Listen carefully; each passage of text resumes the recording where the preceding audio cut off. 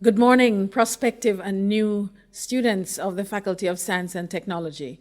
Welcome to the University of the West Indies, and thank you for making the UWI your place to shine. I am your moderator this morning. My name is Dr. Sherene James-Williamson, and I'm the Associate Dean for Undergraduate Matters in the Faculty of Science and Technology.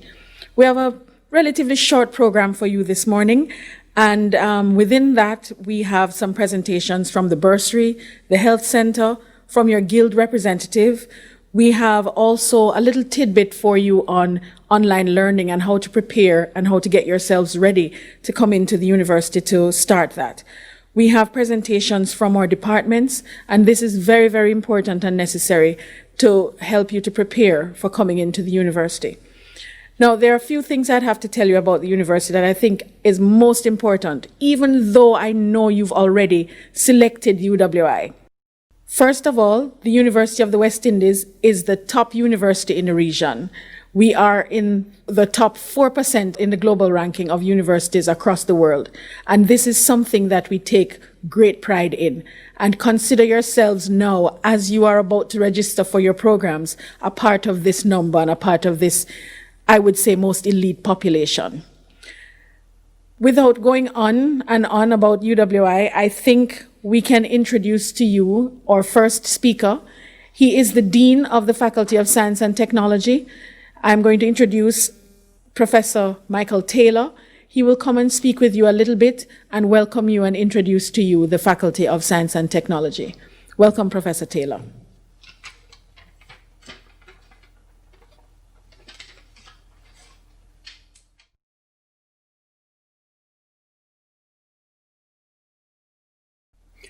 Good morning.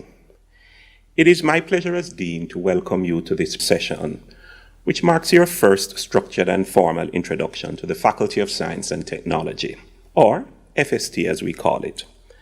For whatever reason, you have chosen FST as the starting point for your university career, and I'm sure that many of you are eager to get this new phase of your life underway, even if that eagerness is tinged with feelings of nervousness and uncertainty.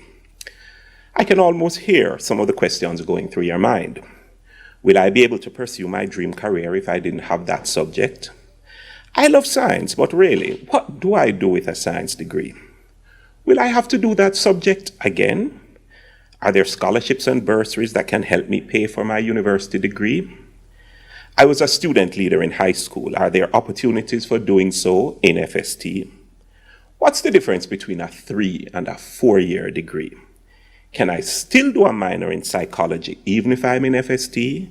And about that groundbreaking research FST is famous for, can I get involved in that even as an undergraduate student?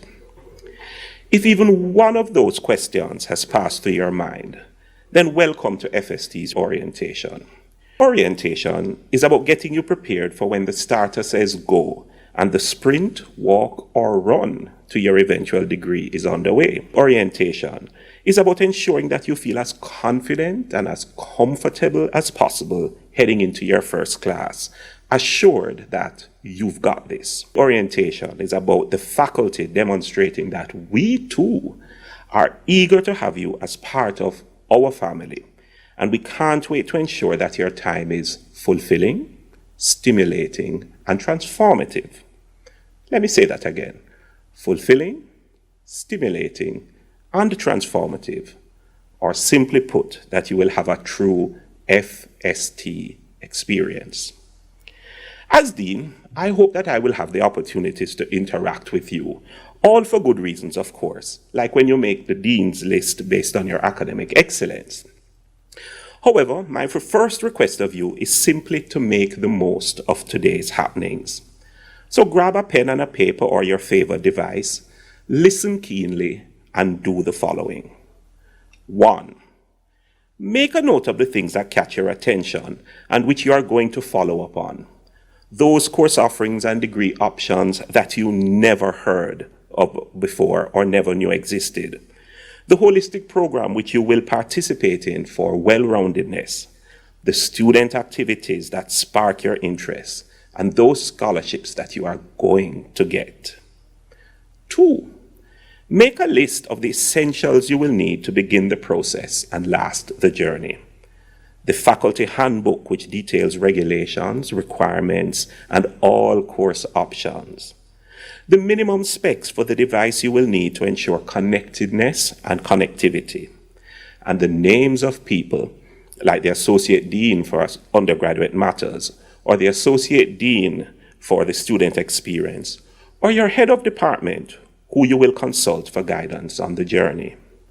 And finally, 3, make a record of what's going through your mind as you listen today, especially surrounding the demands of university life, the need for personal responsibility, the importance of time management, the necessary prioritization of activities to ensure the degree goal is ultimately achieved, and the required intellectual rigor and the associated demands of commitment and discipline to achieve honors. Use today to make those jottings, and then my challenge is to consult these notes leading up to your first class and at the beginning of each semester of your first year. Treat them as your bucket list, and you will be surprised that as you cross them off as accomplished, you will be well on the way to having that fulfilling, stimulating, and transformative experience that I spoke about, that FST experience. So welcome, be engaged. I look forward to meeting you all.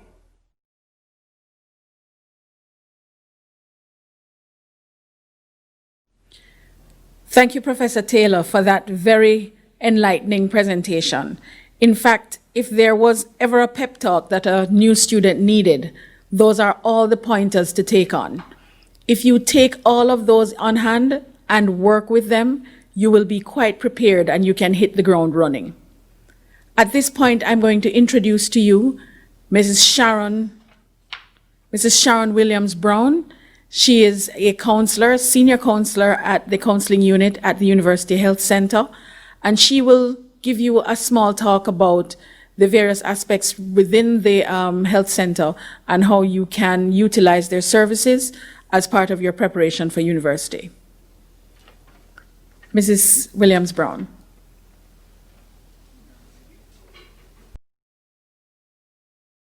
Good morning, students, incoming students to University of the West Indies. I wish to start by adding my own words of welcome to those of you beginning your UWI journey at this unforgettable time in history.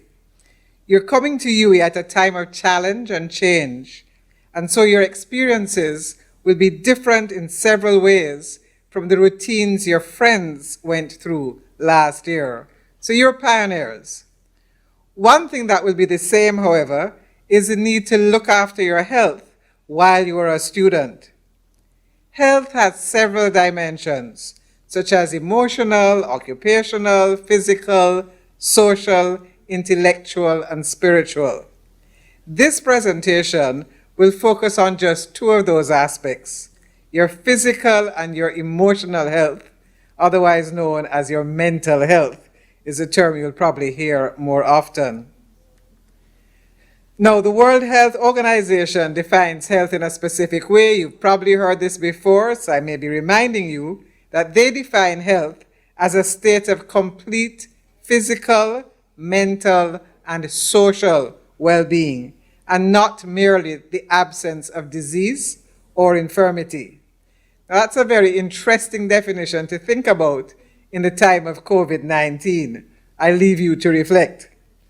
So there are times when our health will be good, and at times we may be in a state of ill health. Which state we are in depends a lot on our actions. COVID-19 is another illness which reminds us of how even small actions on our part can have a significant impact on our health. As you all know, simple acts like wearing masks and maintaining social distance consistently reduce our chances of getting the coronavirus. So as this slide says, you are responsible for the choices you make that affect your health. However, the University Health Center partners with the campus community to achieve optimal health by educating about health matters and by providing care when a community member becomes ill. The University Health Center provides several resources for staying ill and for dealing with illness if that occurs. Services offered by the Health Center on a full-time basis are medical services, or doctors or nurses are there, and we also have a fully stocked pharmacy. We also have counseling services. That's a part of the team that I am a part of. And our team includes a psychiatrist, as well as trained psychologists. There's also the public health nurse, and in that case you're going, why would we need a public health nurse? One thing that will affect many of you may be the need for immunizations, and it's our public health nurse who does that. We have a dental clinic, which does all routine dental work. They can offer all of those services, and if something is more complex than they're able to handle, they're able to refer you appropriately. We also offer the services of a part-time nutritionist. Optical services are not offered, but we can refer you to ophthalmologists or opticians in Kingston. Please note the information on this slide about the health center. For those of you already familiar with the Mona campus, the health center is located at 11 Gibraltar Camp Way on the road that runs from the gate at the post office up to Irving Hall, and we are close to the Irving Hall end. You may want, like Prof. Taylor said at the beginning, making notes, so you may want to make a note of the telephone numbers on the slide. Just a word to point out that the opening hours posted are those from last year. With the changes brought about by COVID-19, the health center may close earlier next semester, but the exact times will be confirmed at the beginning of the semester.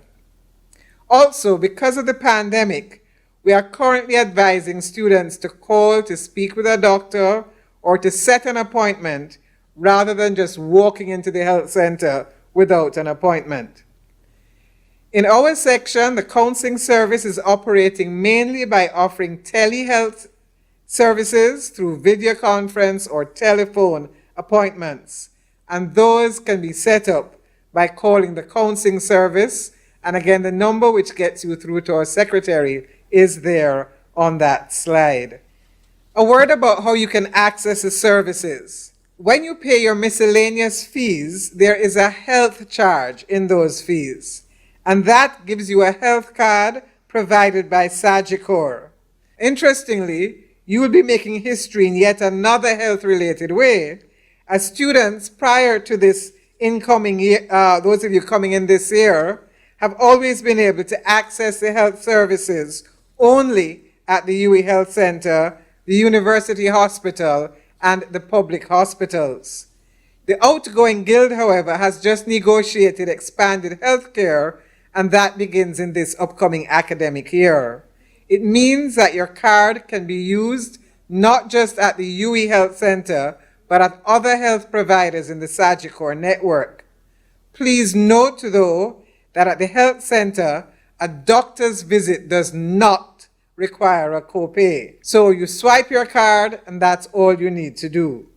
However, if you visit your own doctor, you will need to make a copay, and the card only gives $350 towards that doctor's visit. However, when it comes to pharmacy, so your doctor writes your prescription, that is covered the same way whether you come to the UWI Health Center or you go to a private pharmacy. So just to know again that that's another change that is coming up for those of you who are entering this academic year. Now, the information on this slide is critical. Most of you will stay well for your entire 3 or 4 or more years at UWI, and we'll never see you in the health center because you're fine. But if you should get ill at a point when you have an exam, whether it be mid-semesters, whether it be final exams, or if you have an assignment to hand in which you could not complete because of illness, then a medical certificate is needed to allow you to be excused from that exam or to have the assignment handed in late. Some of your lecturers will request that. But this must be routed through the health center. So when your private doctor gives you an excuse, it is still going to have to come to the health center. And it is for that reason that health problems affecting you at exam time or affecting your being able to complete labs and assignments, those things are best seen at the health center where immediate decisions can be made, and if an excuse is to be given, it can be sent with no delay. However, if there's an emergency, you are free to see your private doctor, but that doctor will need to fill in a UE medical certificate on the prescribed form. This form should not be sent to the faculty or administrative offices, but should be sent to the clinical director at the health center under confidential cover, because it's not a regular sick leave form. It actually gives some information about your illness, which is why we want this to go doctor to doctor. So you're either coming to the health center if it's going to affect exams, or you go to your doctor and they send something to the health center. I hope that's clear. Just a word about our department, since I'm the one representing, I get to talk a bit more about us. And the counseling service located at the health center has its own section. We offer one-on-one sessions to examine issues such as personal concerns, academic concerns, relationship issues, anxiety, depression, to name just some, and any other concern that a student would want to address in a confidential setting. Confidential is in bold because no information can be released about counseling contacts without written permission of the student. And to say that the service is staffed by 5 psychologists and a psychiatrist. Another counseling resource to be aware of is what we call UE Helps. It's our anonymous phone and WhatsApp counseling service. The ad does say a 24-hour service, but because it's manned by only one staff member, this really means you'll get a response on the same day you make contact. So some people opt to speak to UE Helps first, rather than waiting to get an appointment a week or sometimes weeks later. But with UE Helps, the response is immediate. Sometimes it's immediate, but sometimes it may be a few hours later. A quick word too on sexual harassment advising, because the counseling service, our head of unit, also carries that portfolio around sexual harassment advising. Dr. Debbie Ann Chambers, her picture is on the slide, is a person who has that responsibility. Please note that there's a sexual harassment policy which defines what is sexual harassment and the steps that can be taken if this occurs. And those steps run the gamut from informal mediation through to an official hearing by the university. The university has put these measures in place to indicate that it does not tolerate sexual harassment and is prepared to act if it is reported. One last bit of information about a group you may be interested in joining. Professor Taylor talked about what can you do, those of you who've been student leaders. Some of you have been peer counselors at your high school and may be interested in continuing to do that sort of work or something similar. So we want you to know about our peer support providers. These are students who are available to help others by listening supportively and referring as needed. They are trained and supervised by the professional counselors at the University Counseling Service. The other thing they can do apart from one-on-one support is deliver workshops on personal development issues. So if you're part of a club who want somebody to come in and talk about some things from a peer point, the PSPs are good for that. If you're interested in being a PSP, then in September, please contact the counseling service and inquire how to apply. And I want to end simply by saying our very best wishes for a successful year. And again, the information for the University Counseling Service is on that slide. And if you haven't made a note, you might want to do so. And feel free to contact the University Health Center at any point that you believe that we can be of service to you. Thank you very much, Mrs. Williams-Brown. Our students need to realize that one of the most important things in their transition from high school into university and their university life is taking care of your mental health. One of the things I'd like to remind them too is that when you start your program, if you end up with any issues, whatever you need to discuss or describe, you don't have to even give us the details of what the situation is. Find your advisor. We have forms that we can refer you to the health center so that you can seek some advice and seek some help from very, very early. At this point, I'm going to introduce to you our next set of speakers. And it is with pleasure that I introduce Ms. Danielle Mullings and Ms. Savanah Grant. They are President and Vice President of the Guild Council for the Faculty of Science and Technology. They are going to speak with you this morning on Get Involved, the student experience. Please bid them welcome. Dear FST Pelicans, it is an honor and privilege to serve as this year's president of the FST Guild Committee, aka FST GC. As we navigate through a time of immense change worldwide, our team is dedicated to enhancing the student experience, whether online or in person. On behalf of your Guild Committee, it is my distinct pleasure to welcome all new students to the Faculty of Science and Technology. We are the Faculty of Greatness. It's going to be a great year. So I want to introduce you first to the various faculties that are at the University of the West Indies Mona campus. Faculty of Engineering, Humanities and Education, Law, Med-Sci, Social Sciences, and of course our faculty, the Faculty of Science and Technology. Now, an FST student is very different, right? We, the students, are of paramount importance to the faculty itself. SciTech is comprised of innovative, creative, thinkers, multifaceted, very creative and overall passionate students who are willing to amplify and edify their voices in the community. We look forward to meeting you and aiding in your development during this monumental period of your life. So SciTech has various different departments, 6 departments and 1 section. So we're going to go through them one by one real quick. First, we have the Biochemistry section. It's not a full-on department, but of course, still very valid as its own section. Moving on, we have the Chemistry department. Of course, there's some students pictured here. Moving on, we also have Computing. Here we go, Computing. Geography and Geology. Life Sciences, and the last 2 are Mathematics, and then Physics.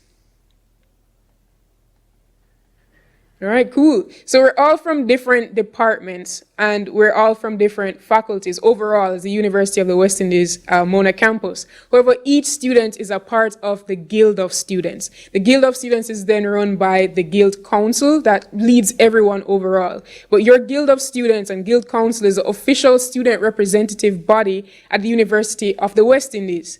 And furthermore to that, you have guild committees for each faculty. And that's where myself and my team come in. We're your official student representative for the Faculty of Science and Technology. So I just want to tell you really quickly how we're comprised. You have the president, which is myself. We also have the vice president of properties and special initiatives, vice president of service and special projects. And then we have many subcommittees, and you're free to get involved in any of these subcommittees once the semester starts. So feel free to look out for that and let us know if you'd like to join any of them. Public relations, separate from publications, department representatives, hall representatives, of course our own treasury, cultural and entertainment affairs, external affairs committee, and a game subcommittee. Now, moving on from this, I have a quick message from our physics department rep. His name is Orane Green. Essentially, each department has a representative on the guild committee. So if you ever need any help, any advice, you have any concerns to share, this is one of your first points of contact for the guild committee. So let's have a message from Orane. I'd like to tell you a little bit about my first experience. So my first experience was incredible. For one, I participated in FYE. I became CAC of my block. I got to have a great time on my hall, and I got to know myself a lot better. And my grades were just superb, and I had fun in every class. My lecturers were excellent. I do want to tell you the best way to make the best out of your first year experience. Be confident, competent, and courteous. Be nice to people. You make friends that way, and people are going through it. So kindness goes a long way. Be confident. Always participate. Participate if it benefits you and if you can do it. Give yourself that opportunity to find new things and new interests. And lastly, competence. Try to go to class to understand. Getting a good or bad grade depends on how well you understand. Well, that's all I have to say, guys. Be safe. All right, so thank you, Orain Green. As I said earlier, each department has a representative, so feel free to reach out. This is one of your first points of contact. So we're going to tell you a little bit about what our plans as the FSTGC are for the upcoming year. But before we tell you what we're going to do, let's tell you what we've done already. We've been in place since July 4th, 2020, and since then we've hosted a freshers Q&A session. We've been engaging students online, over 300 students. And the third point that we've worked on, this is very important, we are in the midst of conducting a survey on online learning. So we're getting feedback from our students on what the semester was like, on the online portion of the semester was like, and how can we then improve it moving forward from the student perspective. Now, our plans for you going forward, we have a simple phrase. We say we are drop a bomb this year with the FSTGC. That means beautification, opportunities and development, motivation, and the last one is belonging. This comprises a 4-point plan to improve the Faculty of Science and Technology student experience, whether online or in person.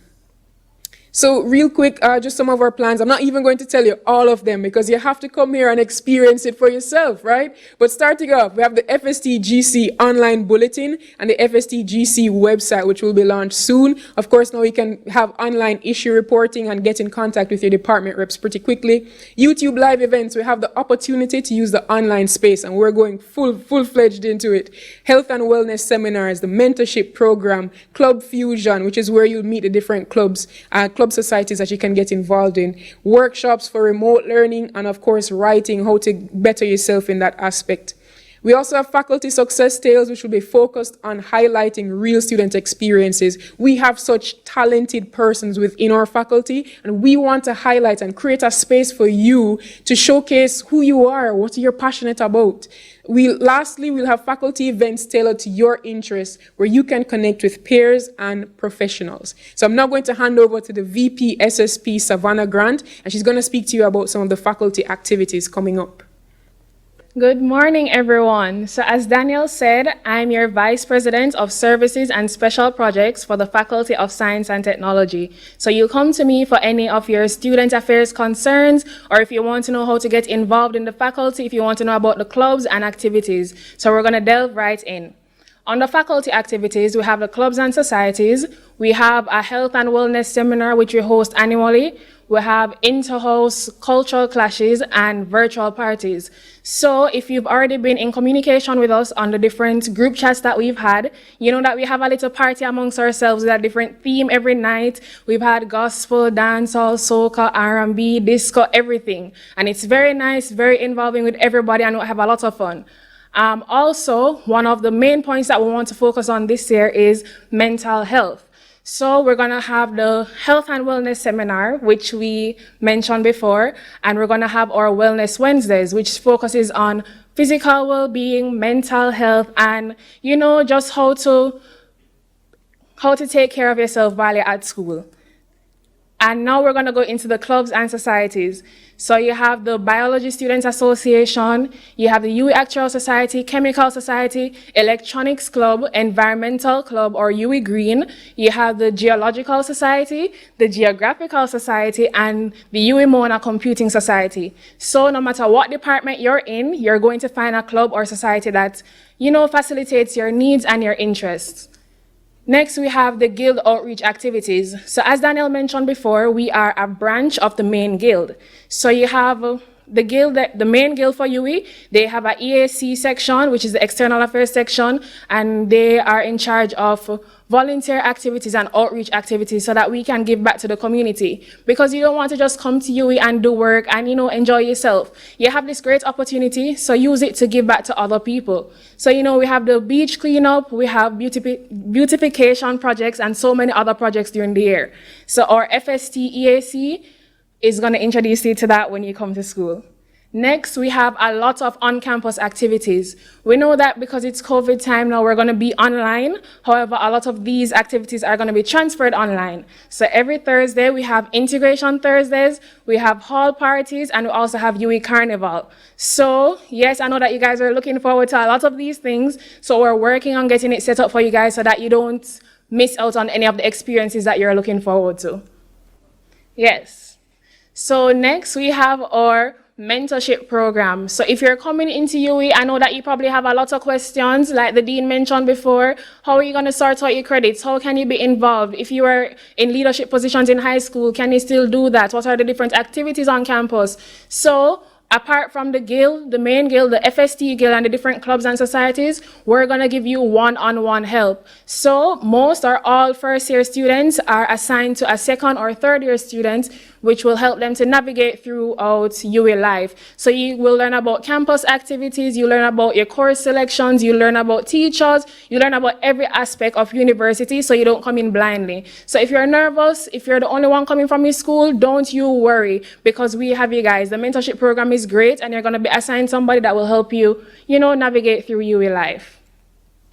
And I'm going to hand back over to our president, Danielle Mullings. So you've just heard from our VP SSP, Savanah Grant, and you've heard some of our plans for the upcoming semester. But we can't end our presentation without speaking to some advice from the student level experience. Now, one of my favorite quotes is, if your actions create a legacy that inspires others to dream more, learn more, do more, and become more, then you're an excellent leader. This is said by Dolly Parton. Therefore, I encourage each of you to get involved, meet new people, and believe in your potential to be great. Trust in your astronomical aspirations and set foot on this journey with a centered and focused approach. We believe in you, and feel free to reach out to your guild committee if you need any help or assistance. Now, really quickly, the key to earning your degree lies completely in having exceptionally good time management skills. The trick is to read over your notes, do your assignments, attend all tutorials, and have fun while you learn. Now, this may seem kind of simple, right? So everybody tells you read your notes, go to your classes, but it really is as simple as that. You have to take the time to put the effort into the results that you would like to achieve. So read over your notes, speak with your lecturers. If you don't understand something, stop and ask your friend, how does this work? You have to be an active participant in your own educational experience. That being said, remember, earning your degree is one of your top priorities. Whilst you're doing your best to advance in an educational sense, you also have to be advancing in a personal sense. So we encourage you to get involved, seek out personal development. And again, if you have any questions, just get connected with your guild committee. Instagram at FST_UEMona. And right now in the comments, someone will be sharing our links. So feel free to reach out, subscribe to our YouTube channel. If you're on LinkedIn, sure, your FST GC is also on LinkedIn, Twitter, Facebook, anywhere you want, really. You have so many opportunities to connect with your guild committee this year as we go into the digital realm. So thank you for listening. This has been your FST Guild Committee 2020-21, and we wish you a fantastic year in the Faculty of Greatness. I'm happy that you have shared with them all the exciting things that the Guild will do and how you will engage them during this time that we have this new normal. Now, our next presentation is basically describing for you how you will adjust to online learning. And for that, we have Dr. Gunjan Mansingh, who is also the head of Department of Computing. Please bid her welcome.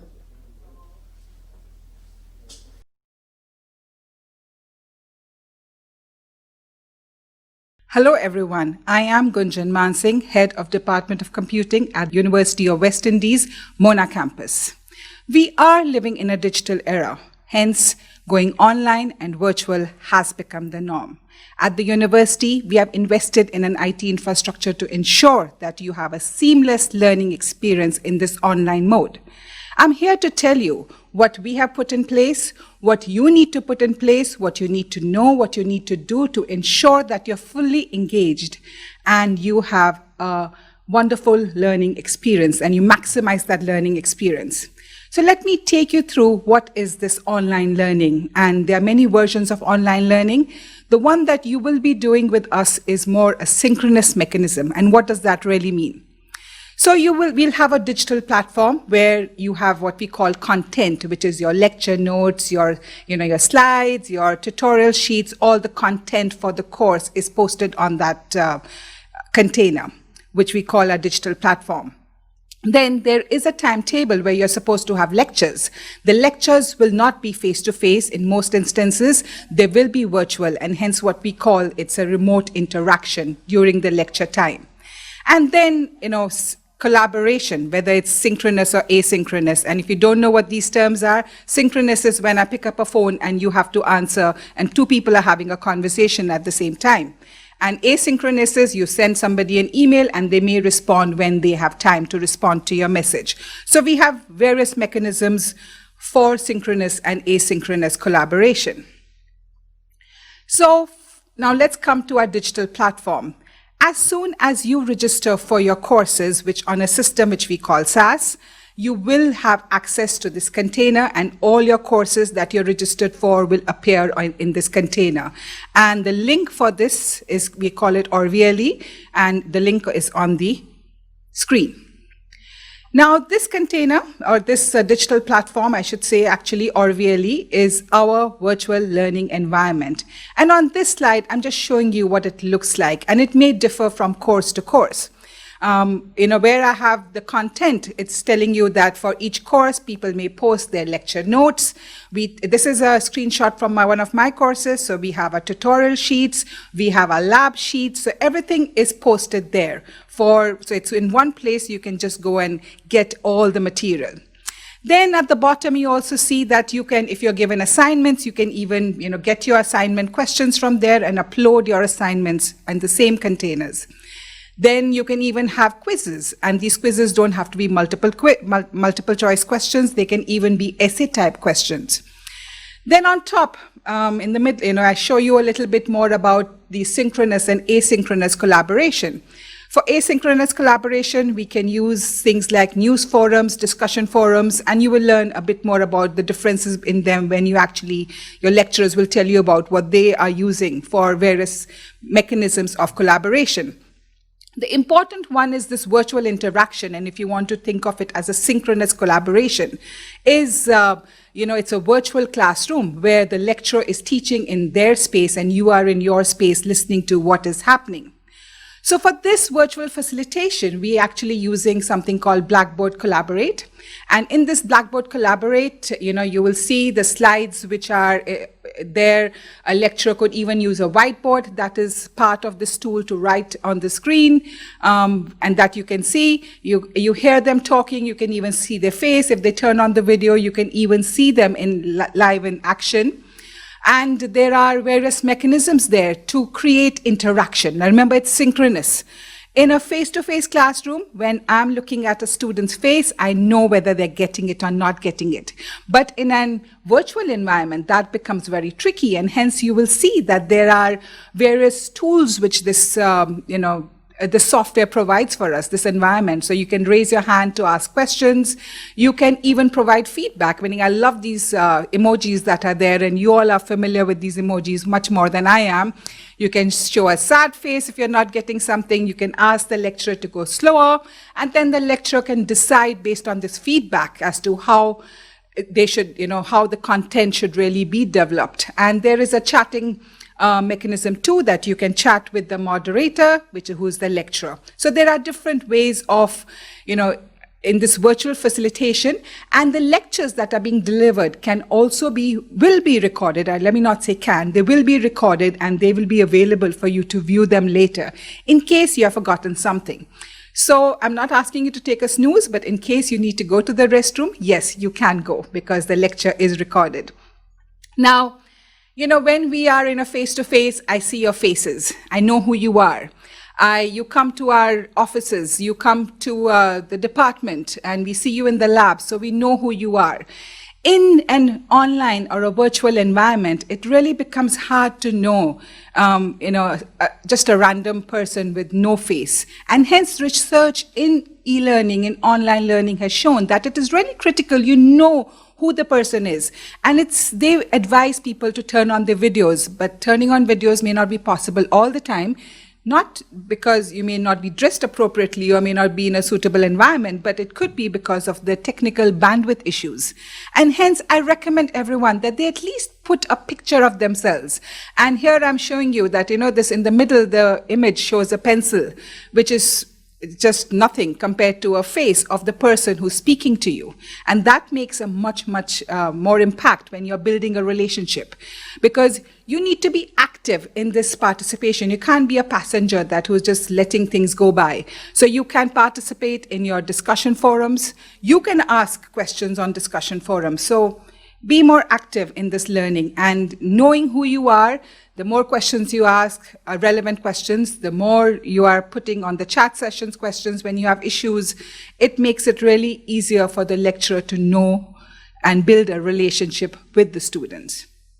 Now, let's try and understand what do you need? What will you need to be in this online environment and to ensure that you are getting everything from it? I would break it down into hardware needs, software needs, and connectivity issues. So hardware, I have just laid out some minimum requirements with a laptop of 8 gig of RAM, 128 gig of hard drive. As a university student, you will get 1 terabyte on OneDrive, so you will get a lot of cloud storage. I've just recommended some screen sizes and a processor, which should take you through a few years at university.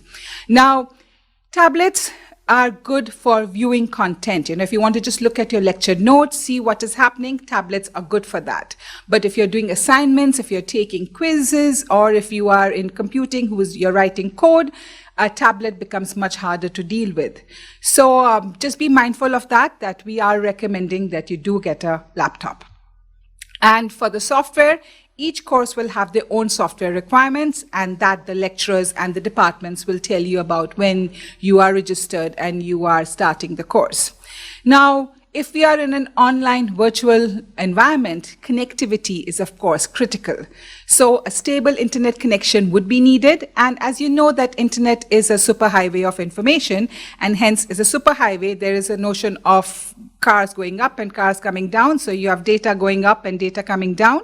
So I've just put out some minimum speeds so that when you go to your carrier's website, you will see that this is the language they are talking in terms of megabits per second.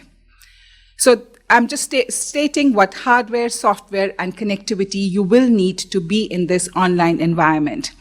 And what do you now need to do as a student? All these things that I've listed here are important for any student, but in a virtual environment, in an online environment, it becomes even more important. You need to be persistent, you need to ask for help when you run into challenges, because you will come in a classroom after class and ask the lecturer for assistance. You could go to their offices and ask for assistance, whereas in this environment, that may not be possible. So you have to rely on all forms of communication, and you have to know what those forms of communication are. And this is the biggest key to online learning, or succeeding in online learning, I should say. Time management skills, we all tend to be bad at it. And, it's one thing I've noticed in an online environment, time disappears. You could be watching something on YouTube and you keep on getting content that you like. It's in a loop. You're never going to get content you don't like, because you can just click away and go to something you like. So time will disappear. So just be mindful that when you are you manage your time. When you are doing class, make sure you are in class and you're not on social media. Make sure you log in every day. You come into the practice, into ensuring that you are following your timetable. You are watching if there are any pre-recordings and post-recordings of lectures, and not waiting till the end of the exam, not the end of the exam, the end of the term before exams to get into that. So be very, very mindful of time management. And basic technical skills, you cannot be afraid of a computer, because remember what I said, online is the new norm. So you must have access to a device. You can watch online tutorials, which, we would provide, or they are there on, on the internet for you to use certain tools. So just use them and make sure you attend your orientation sessions so that you understand what is needed, what you need to do. And I like this last one very well because we often tell people to multitask, but when we are learning, don't multitask. And we do that. We are in a class and we'll chat with someone. We'll just go and check something on social media. And you find that research has shown that your mental capacity to absorb reduces by 40% if you're multitasking. So just be very, very, very careful that multitasking makes it harder to absorb your content. Now, at the end, I would like to say that learning is more effective when it is active rather than a passive process. And don't be a passenger in your learning. Take control, take charge, and make sure that you are active even in this virtual online environment. And all the best.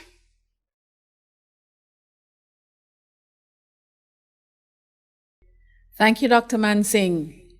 New students, incoming students, I don't want you to feel intimidated because you're going to be online. It takes some preparation and it takes a little bit of doing. You will get it and you will get it right.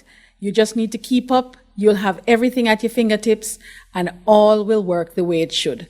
If it's not working the way it should, communicate with us. There might be something you're missing or something we're missing, but together we will get through it. So, the University of the West Indies. We have several campuses. Our most recent is the Five Island campus, which is in Antigua and Barbuda. We have the Mona campus that you'll be joining, the Cayville campus in Barbados, the Open campus that spreads across 16 countries, and of course the St. Augustine campus, which is in Trinidad. We have over 50,000 students registered in the University of the West Indies. The university, of course, is governed by the offices of the Chancellor, the Vice Chancellor, the Pro-Vice Chancellors, Registrars, and Bursa. We have here at the Mona campus 7 faculties. Our campus is administered by our principal, Professor Dale Weber. We have the Faculty of Engineering, the Faculty of Science and Technology, which is our faculty, and we have the Faculty of Humanities and Education, Social Sciences, Medical Sciences, the Faculty of Law, and the Faculty of Sport. In terms of our structure in the Faculty of Science and Technology, we have the Department of Geography and Geology, Department of Computing, the Department of Chemistry, the Biochemistry section. They are a department that sits in the Faculty of Basic Medical Sciences, but they are an integral part of the Faculty of Science and Technology. The Physics Department, Mathematics, and Life Sciences departments are also part of the Faculty of Science and Technology, and we are led by Professor Michael Taylor, who is our current dean. The faculty consists of many departments. So some of these terminology you will hear throughout the presentation, my presentation. You'll also hear them in the additional presentations that will come from the departments. So if we run through them very quickly, the dean is the head of the faculty. The department pertains to one subject area or discipline, and it has several majors. A major is a combination of several courses within a department, or in some cases, they cross departments in terms of individual courses that make up that major. A minor is a smaller combination of courses within a department or spread across more than one department, depending on how that program has been designed. Credits, these are the points awarded to each course. Usually we have 2 credits, 3 credits, 4 credits, and 6 credit courses within our faculty. We have courses, and courses consist of lectures, labs, and tutorials. And you will see this when you start to put your schedule together, when you start to make your registration selections. The semester consists of 13 weeks. A lecturer is the academic staff that teaches a course. The GPA is your grade point average. And of course, we want you to aim as best as you can for the highest GPA that you can, which is 4.3. When you eventually get to the point of graduation, a first class honors is between 3.60 and 4.3. Upper second class honors, GPA of 3 to 3.59. And of course, lower is 2.5 to 2.99, and a pass is 2 to 2.49. Some sources of information. First of all, you would need to get familiar with the university website, and by extension, the faculty website. There is a lot of information that you will find. On the website, you will find additional resources, such as the undergraduate registration and information guide. The regulation book is there. The regulation book is extremely important. It tells you what the regulations are that govern the particular degree or program that you are doing. The undergraduate registration and information guide is also very important, as this will kickstart everything for you. It assists you with course selection and course registration. The undergraduate handbook is also on the faculty website. You need to be familiar with your departmental offices, maybe not immediately, since we are still in COVID time and we're in sort of virtual offices, but certainly the department web pages will give you as much information as possible. You will hear a little later on about your academic and undergraduate coordinators who will be able to assist you. And you have academic advisors. These are lecturers who have been given the task to advise you on various aspects of your career and your tenure here at the UWI. The Dean's Office is a very important place. That's where you would find me and some very, very helpful persons. You can contact us through the website or via email. We also have brochures, notice boards, and of course the Facebook page. So basically these days our notice board is on our website and on the Facebook page, primarily because you can't walk around the halls just yet to be able to see information on our notice boards. But please keep abreast of what is happening. There's a lot of information to share. Some additional sources, your undergraduate coordinators. These persons you will find attached to your various departments. We have staff-student liaison committees. These are a staple, I would think, within the university. And whenever you go through your courses, whenever you go through your various programs, this is a sort of a yardstick. This is a place where you go and you have a class rep who talks to the departmental representatives about what's happening in your course or program. And it could be a place, could be kudos, it could be problems, it could be issues, but this information goes all the way up to the registrar. And whatever the issues there are, we air them, we listen to them, and we find solutions to them.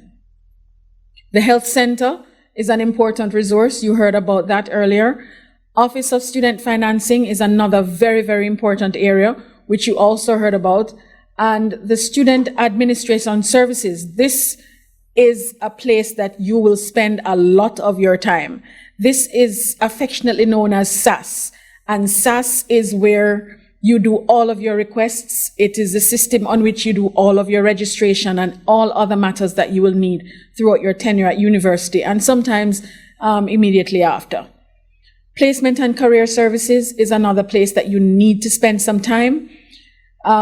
Eventually, you will need to branch off into the world of work, and Placement and Career Services is the place where they prepare you for this.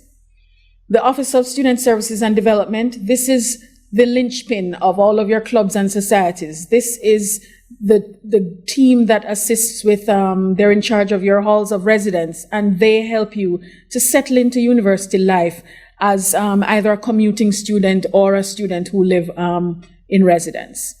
The registry consists of the registry information systems, affectionately known to some of us as student records, admissions, the International Students Office, and examination sections are important parts of your university life. And the sooner you get to understand how these work, the better. Already, you would have interfaced with admissions, and some of you with International Students Office. but you will continue to interface with these, and exams, don't fret. They are efficient and they help you through as well.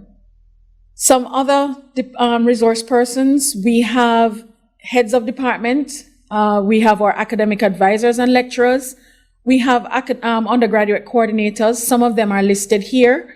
There is Dr. Lisa Lindo in the department, in the biochemistry section. Also there you can find our colleague Kisha Martin. She is going to give you a presentation a little later on about biochemistry. And we have Dr. Donna Riley, Dr. Coley, Dr. Fokum, Dr. Byrne and Steeman from Geography and Geology. We have Dr. Boyd and Prasad from Life Sciences, and Dr. McDaniel and Dr. Louis Ray Harris from Mathematics and Physics, respectively. Each department has majors. Students must satisfy at least one major in the Faculty of Science and Technology. So you must do the major in the faculty in which you reside. So even if you're going to try to do two majors, and we would have to have a separate conversation about that, but if you decide, for example, you wanted to do two majors, one of those majors must be within the Faculty of Science and Technology. If you are, you can also do minors. Your major would consist of 30 credits, depending on your subject. Some departments require 39 for your major, some are 42. It depends on what your program is. But overall, for level 2 and level 3 together, you need 60 credits. And those 60 credits must be obtained from level 2 and level 3. And that is what would build up the level 2 and level 3 part of your degree. Your minors usually are 15 credits in a subject area.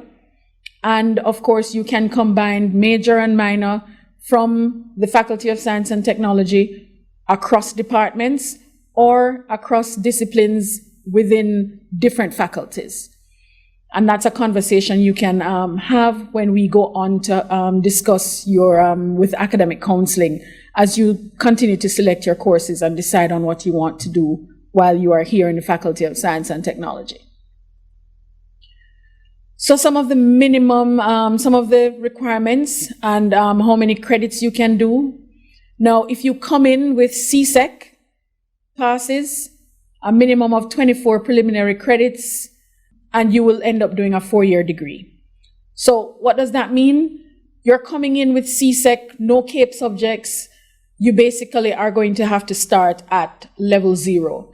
And that would be almost the equivalent of getting CAPE in 1 year at the university. So after you've completed that, you would move on to level 1, then 2, then 3, hence giving you a 4-year degree. How is that different from a 3-year degree?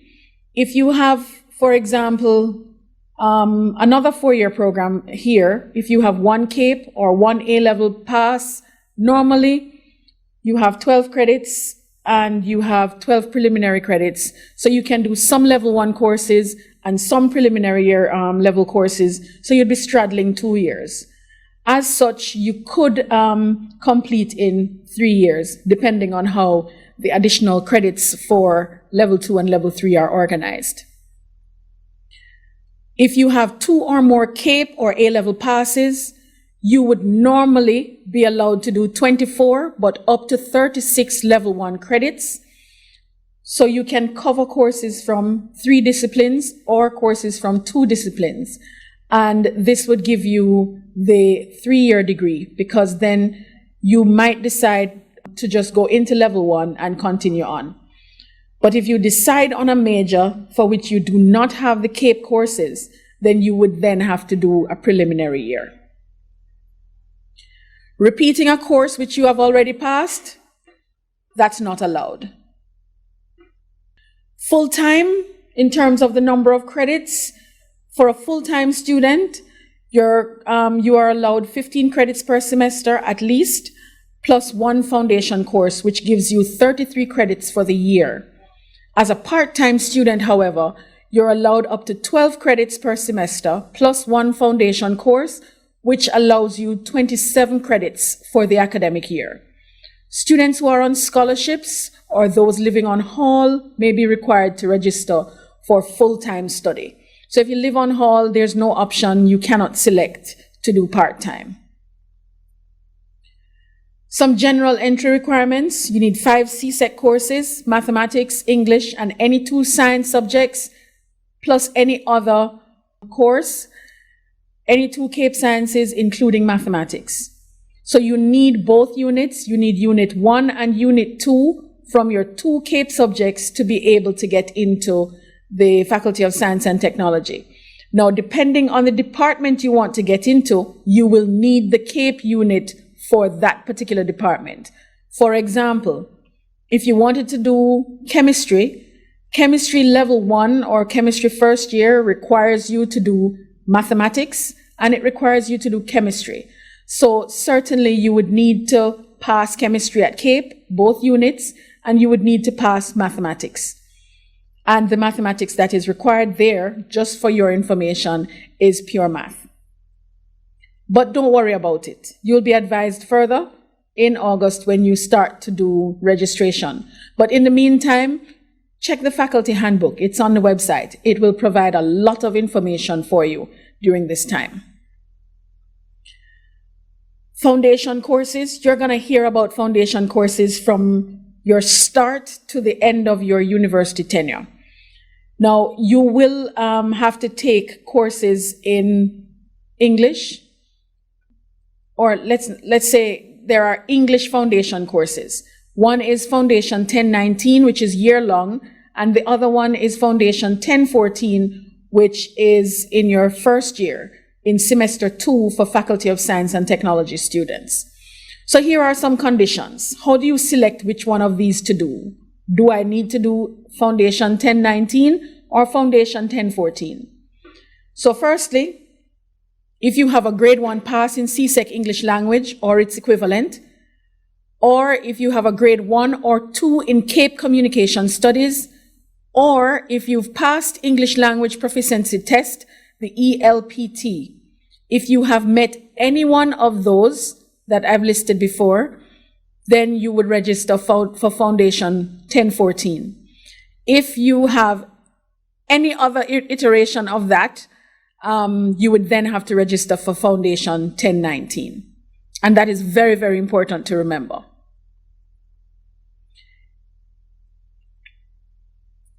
So replacing 1101 and 1301, you can replace one of these foundation courses with a modern language. So for example, you can replace 1101 or 1301 with Japanese, Chinese, French, Spanish, Portuguese, or Haitian Creole. You are not, however, allowed to replace 1014 or 1019 with another language, and you cannot use sign language as a replacement for any of those courses. It must be a modern language. Credit requirements. So at level 1, you need a minimum of 24 credits. There are programs that require you to do 36, but a minimum of 24 credits in order to graduate. For level 2 and 3, you need a total of 60 credits minimum. Mind you, you can have more than the 60, but you must cover the requirements for your major for that 60 to count. And you need 3 foundation courses, which gives you 9 credits. In total, your minimum requirement for graduation is 93 credits. So you must satisfy your major. So within that 60 credit minimum, your major must be satisfied before you can start adding any other numbers to that. So of course, that means you can graduate if you have 93 or more credits. And of course, if you can graduate, you must graduate. This is a summary now of the GPA and how the credits are used. So the GPA ranges from 0 to 4.3. Yes, 0. Unfortunately, some people find their footing a little late and their GPAs are a little low, but I would implore you, try to hit the ground running and try to get your GPA above 2 all the time. Try to work assiduously on all of your courses. You have a GPA for each semester and GPA for each academic year. So at the end of each semester, when you do your exams and you get those results, you will see a value there for GPA for that particular semester. At the end of the academic year, once you've completed 2 semesters, you will find the total GPA for that academic year. The class of your degree is based on your degree GPA. So this now I'm teaching you how to read your transcript.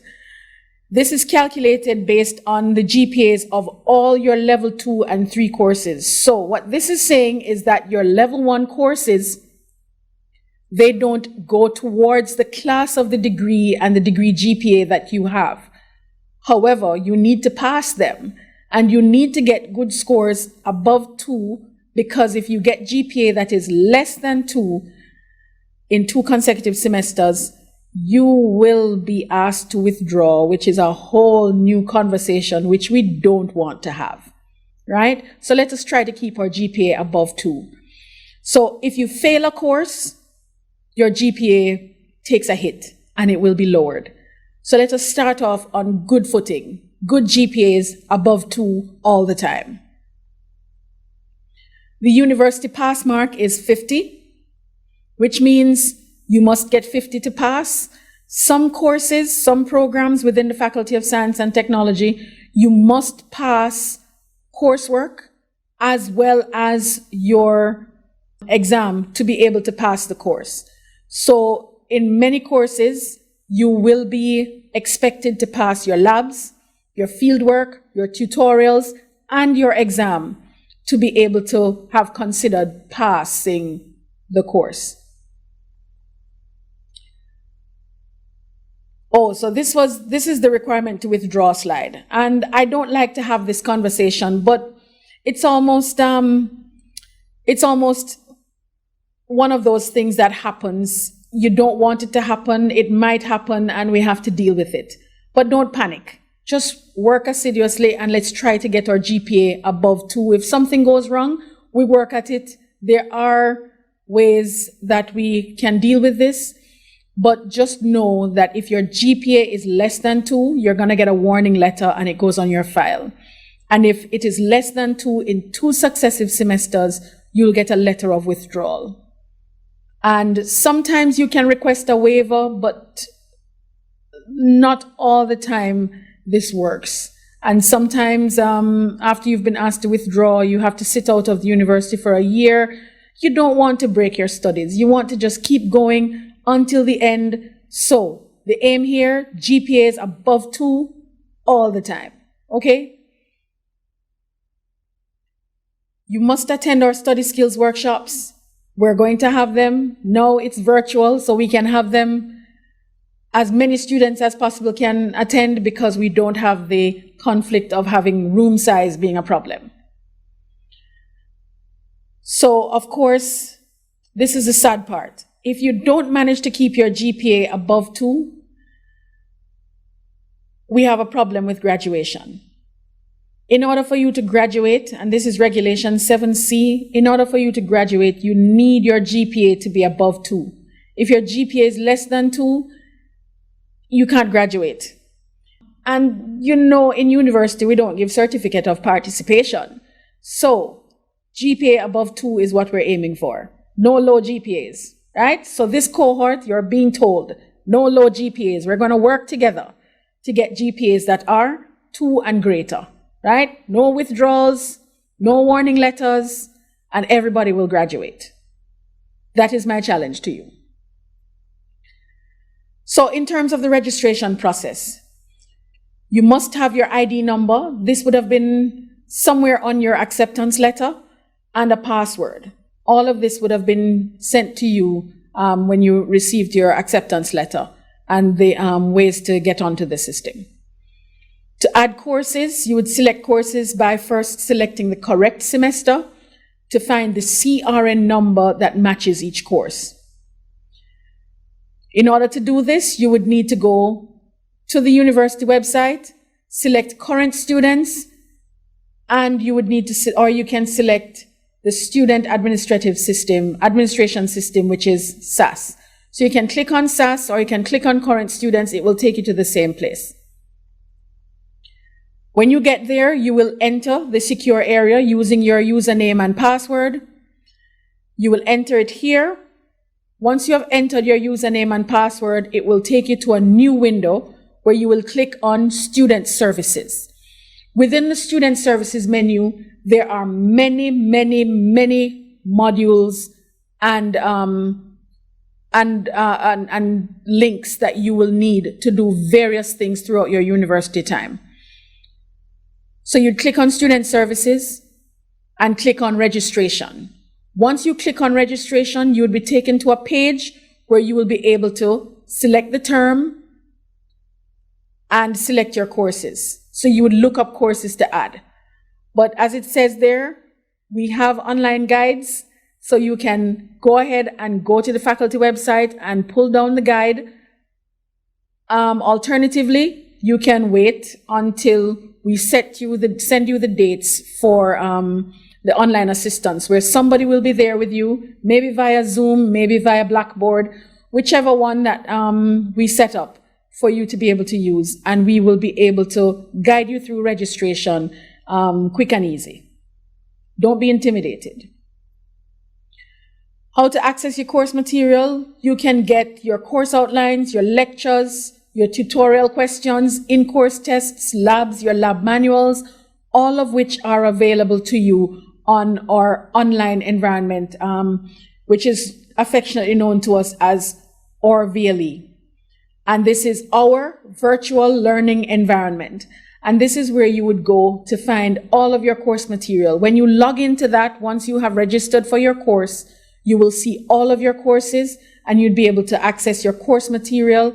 And if you have a lecturer like me, you have badges and a welcome message and all kinds of other things that you can interact and interface with.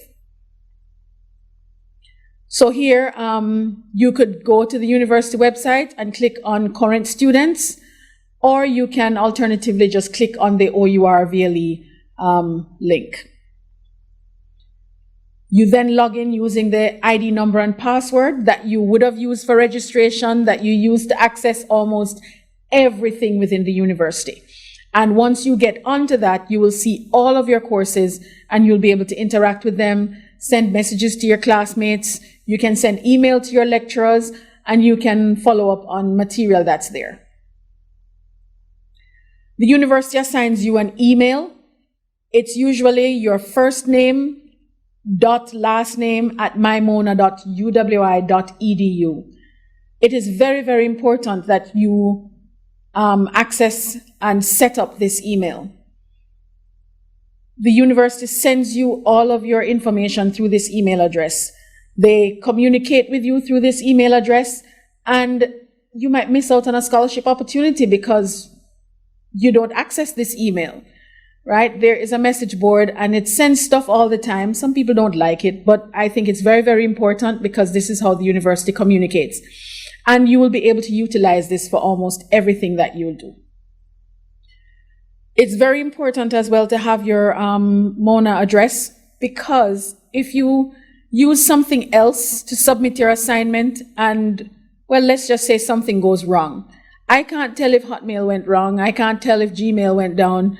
But at least your UE MONA, if something goes awry, our MITS can tell you that something went awry at this time, on this day, at this very second. Also, if you use your UE email, we know it's you and you're accessing your lecturer or tutor.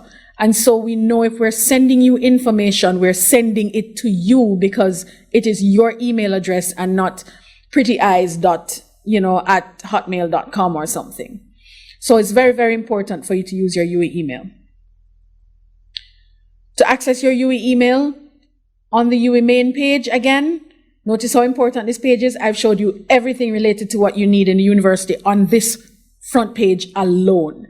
So you click on email, and that will take you to a portal that you will click on myue.edu, and then you can link into your email.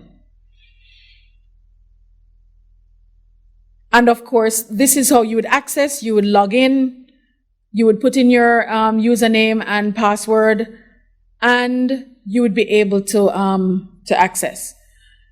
Now, if it is that you've decided to come to university, but something goes awry during the period that you're waiting, maybe your funding didn't come through or something else has happened, then you will have to request a deferral of entry. You must pay attention to these deadlines, however, because there are deadlines up to which you can defer entry and after which, well, it's not so easy. Okay, but you must check all these deadlines in order to be able to discontinue without any issue. All of these slides will be available on the faculty website, so we'll upload them and you will be able to access them right after this presentation. Right after this pre-orientation session, rather. You can get general information from the Dean's office. You can send us email messages. You can also telephone us. We'll put all of that information in the chat, and so you'll be able to access it. You must attend student advising during registration week. This is how you will know exactly what to do. Somebody will give you some academic counseling and guide you through the process of course selection, because sometimes we come in and we're not quite sure what we want to do. We just know we want to be in university, and we're here to assist you with that process. Thank you. So now that you've heard from me, and I'm sure you've heard quite a mouthful, we're going to have some presentations from our departments. And these presentations, I want you to pay keen attention because they're going to tell you what the department offers. They're going to tell you what the careers are, and they're going to tell you how you can interact and interface with the department and its staff, and what you can do with a degree from that particular department. Also important in these presentations is how you can connect various courses and programs across departments and across faculties. Please ensure that your questions, you post them in the chat. We will be able to answer them during our question and answer session. And some of the questions that are very, very specific, still put them in. We might be able to communicate with you otherwise to help you to solve those issues. So thank you very much. And without further ado, I will bring on our departments, and they will come to you individually from their department representatives.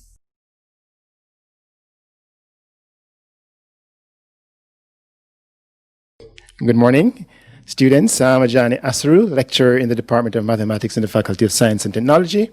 I would like to welcome you to the University of the West Indies, and in particular, to the Department of Mathematics.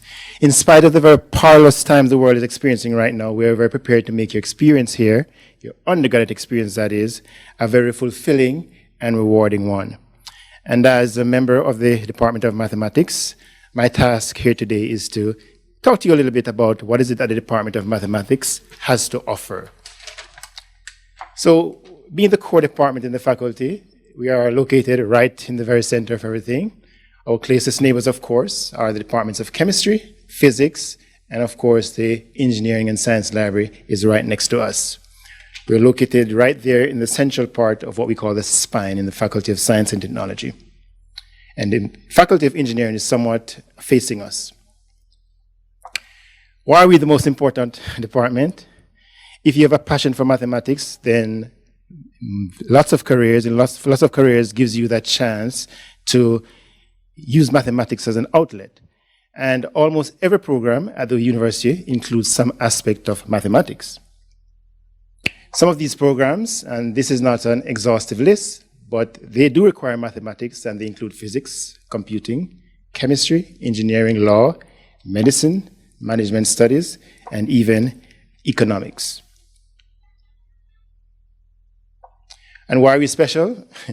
We are the only department in the Faculty of Science and Technology that do not offer labs, and we do not have to wear lab coats, so no extra cost there. And also, in our department, we don't require that passing coursework is mandatory in order to sit your final examinations. As a matter of fact, we believe that 50 is 50, and in whichever way you attain your 50%, that's fine enough for passing any given course.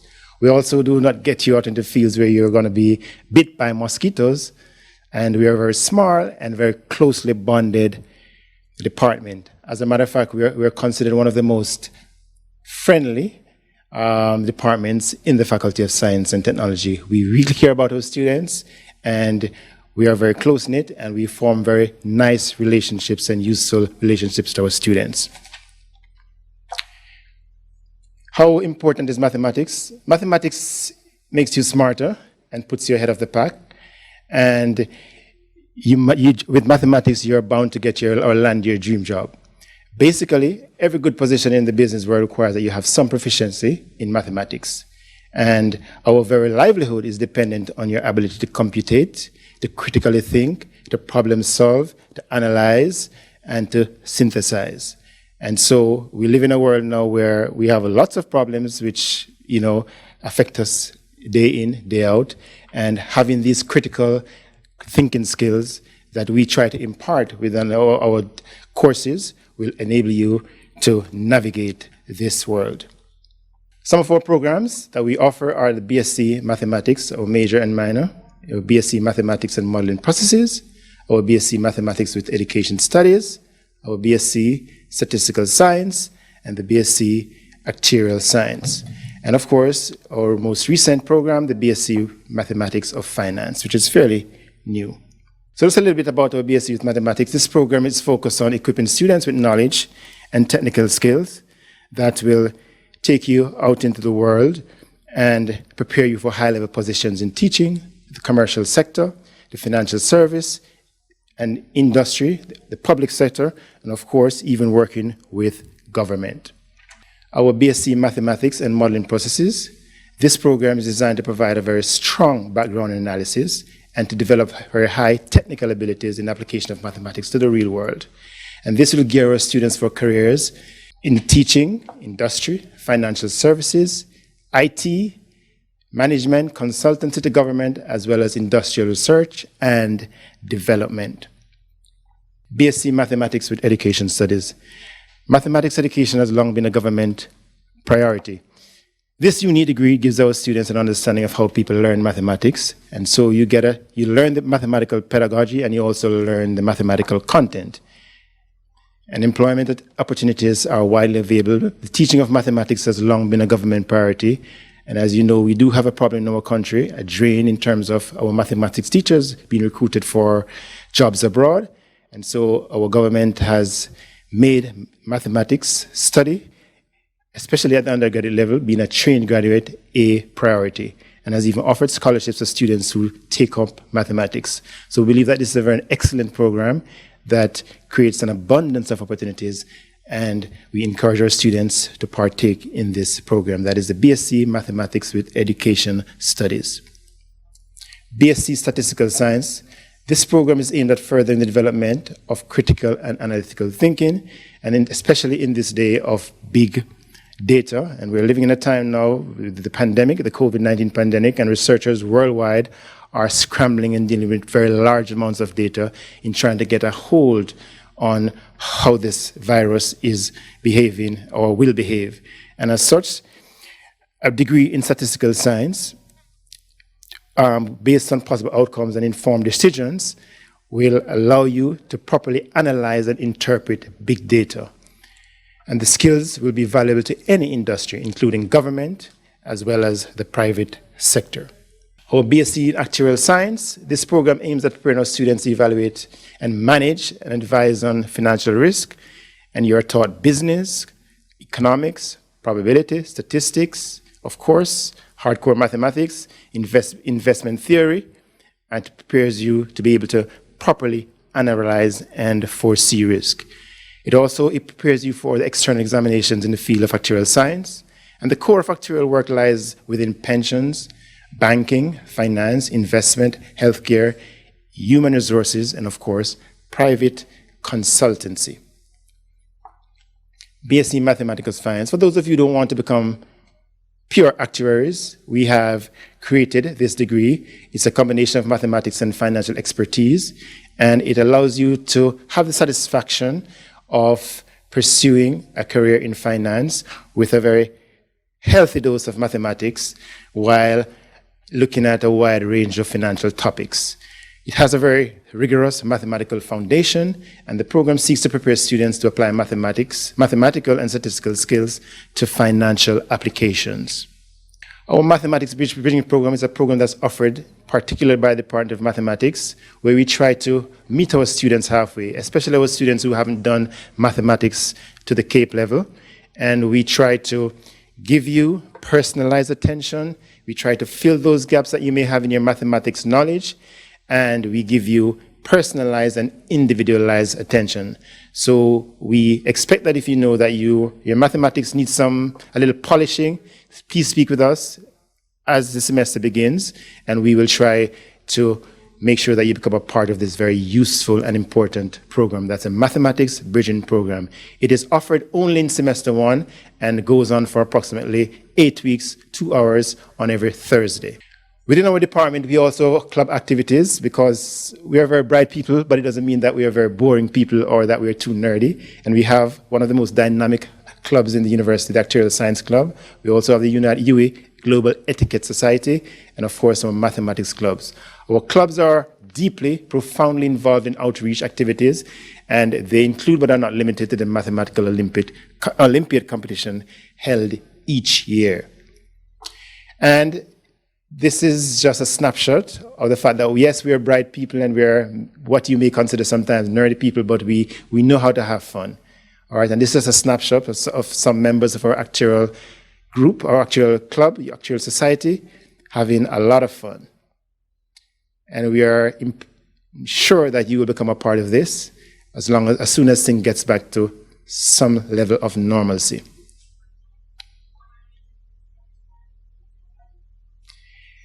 And while our students play hard, we work just as hard. And here are just a snapshot of 2 of our recent students who have been exceptional nationally.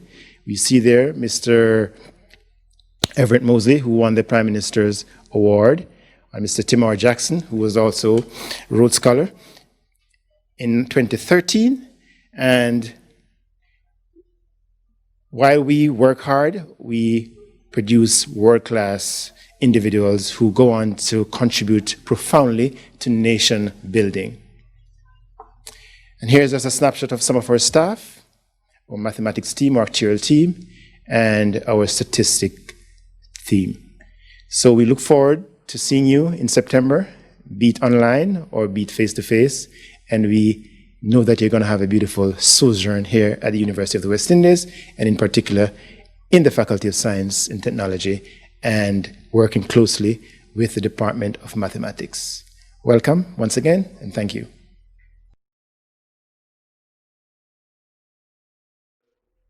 Good day. I'm Dr. Coley from the Department of Chemistry, UWI, and of course I'm a lecturer in chemistry. Now, I would simply like to welcome you to the Faculty of Science and Technology. It's an excellent place to begin and to build your future. And what better place to do it than with the Department of Chemistry? So you may be from different high schools, colleges, maybe from universities, but we want to welcome you and to tell you a little bit about what we do. So there are several different majors in chemistry. There are 4 majors: a major in general chemistry, a major in applied chemistry, a major in food chemistry. We also have a major in environmental chemistry.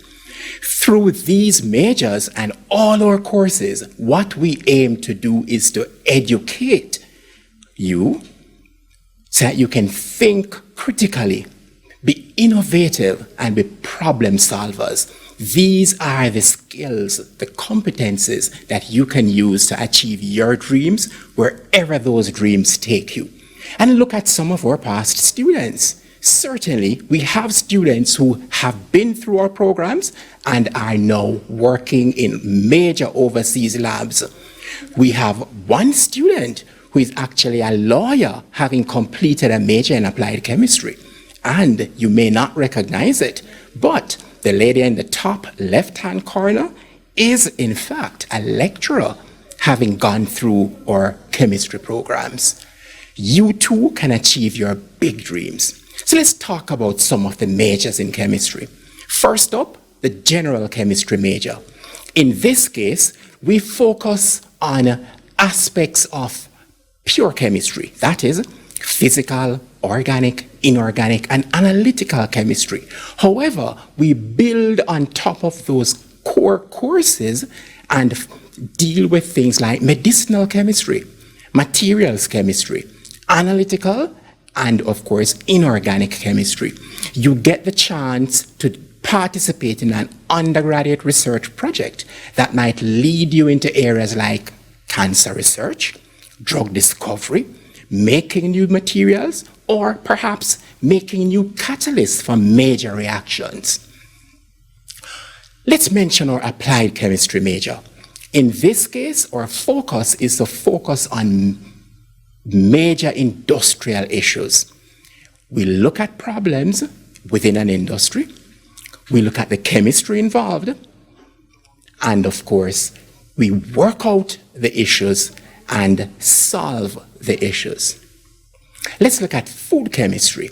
Now, a range of exciting things are involved in this particular major. Certainly, it's built on top of the regular basic chemistry courses, that is, organic, inorganic, analytical, but then we go on to things like food processing, the chemistry of foods, food safety, and how we assure quality. So, of course, we look on the actual analysis of foods, but we also process raw materials into foods that we either can or process in other ways that are shelf stable, and you get a chance to participate in all of this. Yes. Then there's environmental chemistry. Once again, it's based on the core chemistry. However, we go out into the environment, we look at real issues, we assess those issues and develop solutions. So we go through atmospheric chemistry. We look at aspects of soil or marine or freshwater chemistry. And there is the option of participating in an undergraduate research project once again, where you tackle a real life environmental issue and of course develop solutions for it. So why should you do chemistry? There are a range of issues, a range of possibilities, and they are all worthy of study. Chemistry is a gateway to getting into other careers that you may find interesting. So let's say you want to get into medicine or engineering. Well, the concepts of chemistry will serve you well. And if you want to go into your own business, even if you want to simply make soaps, then chemistry is an interesting gateway, an interesting pathway to lead you into those careers. You can go on to do a master's in chemistry or a doctoral degree in chemistry. So where do chemists work? Well, they work several different places all over Jamaica. But we don't just train you for working in Jamaica, we train you as a scientist for the world. So, of course, there are food-based industries, heavy industries like cement or bauxite or sugar, and then there are analytical laboratories where you can display your skills. So if you don't wish to do a major in chemistry, are there options to do a minor? Certainly. There are 5 minors in chemistry. You could, for example, be doing a major in physics and pair it with a minor in chemistry, a minor in general or food chemistry. You could be doing a major in biotechnology, for example, along with a minor in food processing. So, of course, 5 minors, and you can simply select the appropriate courses to augment the major that you may be doing from a different department. So, are there special degrees? There are 3 of them that we would like to pinpoint. There's a special chemistry degree. So what's that? It really is a major in chemistry along with additional exciting courses in chemistry. And this prepares you for the world of research. So if your interest is to come up with that next new drug or that next new chemistry-based process, special chemistry is for you. But what if you want to teach chemistry? Then we have a major that is a BSc degree that is especially geared for that. It's the Chemistry and Education degree. And if your view is to go on to be a manager within the chemistry environment, then there's a chemistry and management degree. We have a range of different courses, applications of organic chemistry in medicine and agriculture, for example, chemistry process principles. But for now, we just want to focus on those which you might be doing in your first year. The preliminary chemistry, if you're entering with CSEC passes, or level 1 chemistry, if you have CAPE chemistry. Now, let's talk about the level 1 chemistry courses. These are brand new courses. You will be doing these courses for the very first time. We have, within semester 1, Chem 1810, Chem 1820, and Chem 1811. Chem 1810 and Chem 1820 are lecture-based courses. They are 2-credit courses, relatively short courses, both done in first semester, and you have the option of doing the Chem 1811, which is the laboratory course, which is run in that semester. In semester 2, you could go on to the Chem 1910 and the Chem 1920, and of course, there's a lab which goes along with it as well. These courses qualify you if you wish to move on to medicine, engineering, or any other discipline that requires chemistry. How do you register? Simply make sure you have both units of CAPE. And then you register for Chem 1810 and Chem 1820 in first semester. And of course, you could choose to also do the laboratory course, Chem 1811. And it's the same format for second semester. Remember, register for lectures and tutorials. There are 2 lectures per week for each course, and of course a tutorial, and the lectures are repeated. Now, suppose you have passes in CSEC chemistry only, grades 1 to 3. Then you could register in our preliminary chemistry program, Chem 901 and Chem 902. Chem 901 for first semester, Chem 902 for second semester. So, do we do math in chemistry? Yes, we do a little bit of math. However, it is math which simply complements the chemistry. It is math which simply gives you that extra edge to appreciate concepts which will help you to understand the chemistry better. Not difficult courses, courses which you can manage and do well in. So there's Math 1185, which deals with a little bit of calculus for scientists and engineers, and there is Stat 1001, which of course is our statistics course. How are our labs organized? Well, we have labs Mondays to Saturdays, but no labs on Thursdays. Labs are 4 hours, and you only need to do 1 lab session per week. Many of our labs, and lectures as well, will be online this semester. And of course, we are confident that you will enjoy the labs. So of course, if you look at the individuals in this picture, you can see that a broken foot does not distract you from attending your labs. And some of our labs will actually be virtual, and hence you can access them from anywhere you are. How are we examined? Well, many of our exams are going to be online. It's key that you prepare, simply attend your lectures, pay attention in your labs and tutorials, work hard, read widely, and the exams will be a mere formality. The exams are a first step to graduation or to moving on for other courses, so prepare carefully. Now, let's talk about some other aspects of chemistry.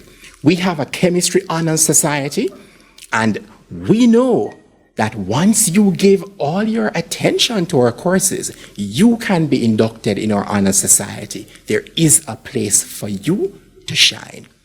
What other facilities do we have in chemistry? Well, we have an in-house book rental system, we have peer-led tutorials, and of course, we have the UWI Chemical Society. The Chemical Society meets weekly on Thursdays, and they take you on trips to industry, and you get a chance to discuss several different aspects of research and meet persons who live and dream chemistry.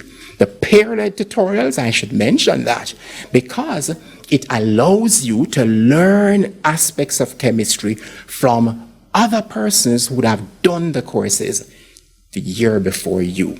So it's peers teaching peers. Let's talk about chemistry and our students interacting with the world. We participate in international competitions, and our students get a chance to go abroad and display their science to the rest of the world. And yes, we celebrate because quite often we are the winners. Food chemistry, look at some of the foods that are prepared, but not just the foods. Think about the chemistry involved in preparing those foods. Those are some of the things that we focus on. We tell you, welcome to chemistry. We are anxious to have you participating in our courses, in our programs, and combining our programs with other programs from the faculty or from other faculties. We know that you will do well and you will enjoy not just our courses, but the program and the experience overall. Chemistry is your place to shine. It is the place where you can hone your skills, be your best, and fulfill your dreams. We'll certainly take a couple of questions, and remember, experiment with a chemist. You will love the reaction.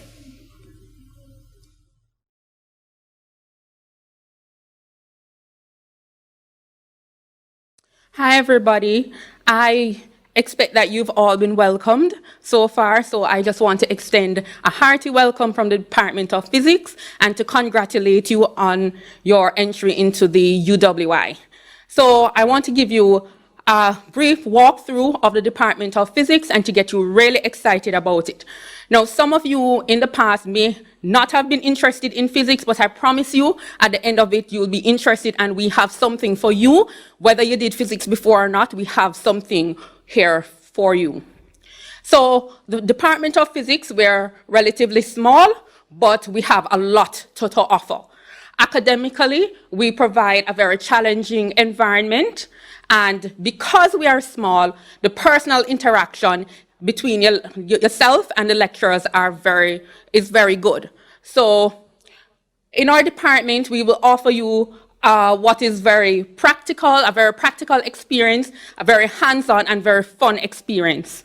And it will be a very different experience from what you had in high school or any other time before when you said, nah, physics isn't the thing for me. But I promise you that what we have to offer you will be very, very different, and you'll love it.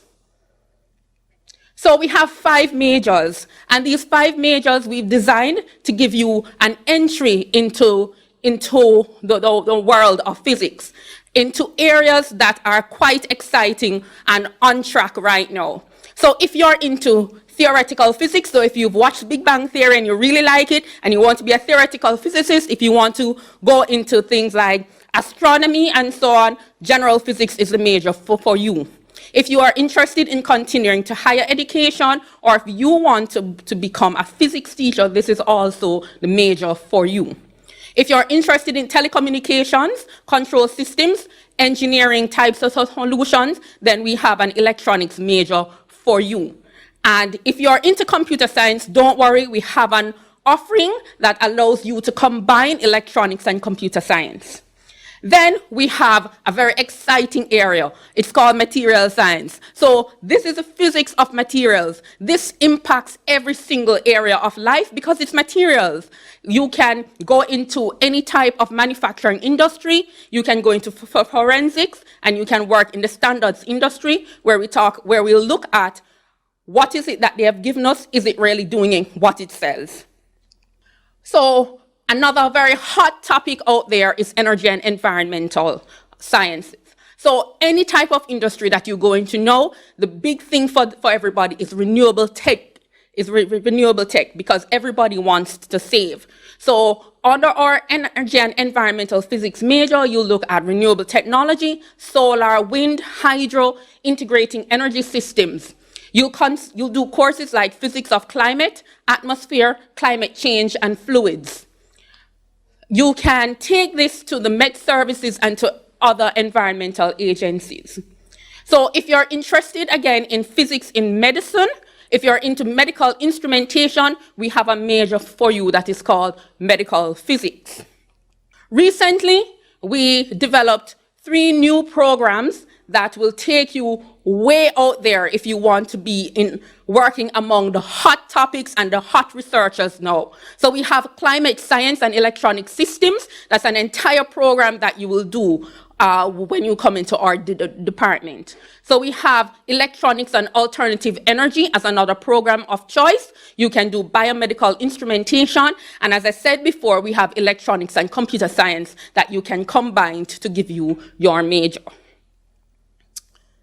So if you're not really planning to come and stay with us in physics, full-time, no problem. As I said, we have something for everybody. So if you're more into chemistry or into life sciences, we have made it so that you can do a minor in renewable energy management. As I said, if you're in chemistry and you go out into industry, that industry will be very interested in renewable energy. So that's an added bonus for whoever is going to employ you because you have a minor in renewable energy management.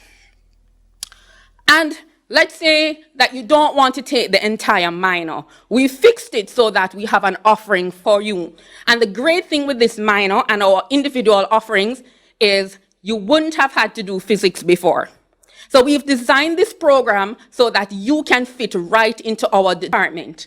So we have an offering for essentials of renewable energy, technology, and solutions. So this will be our first semester course. In the second semester, you'll do advanced renewable energy technology and solutions. So if you're a chemist, if you are a life scientist, and you go out into industry, you have a lot to offer because you have a very good understanding of renewable energy. For those of you in physics who would like to remain with us for the long haul, we have a great set of research areas.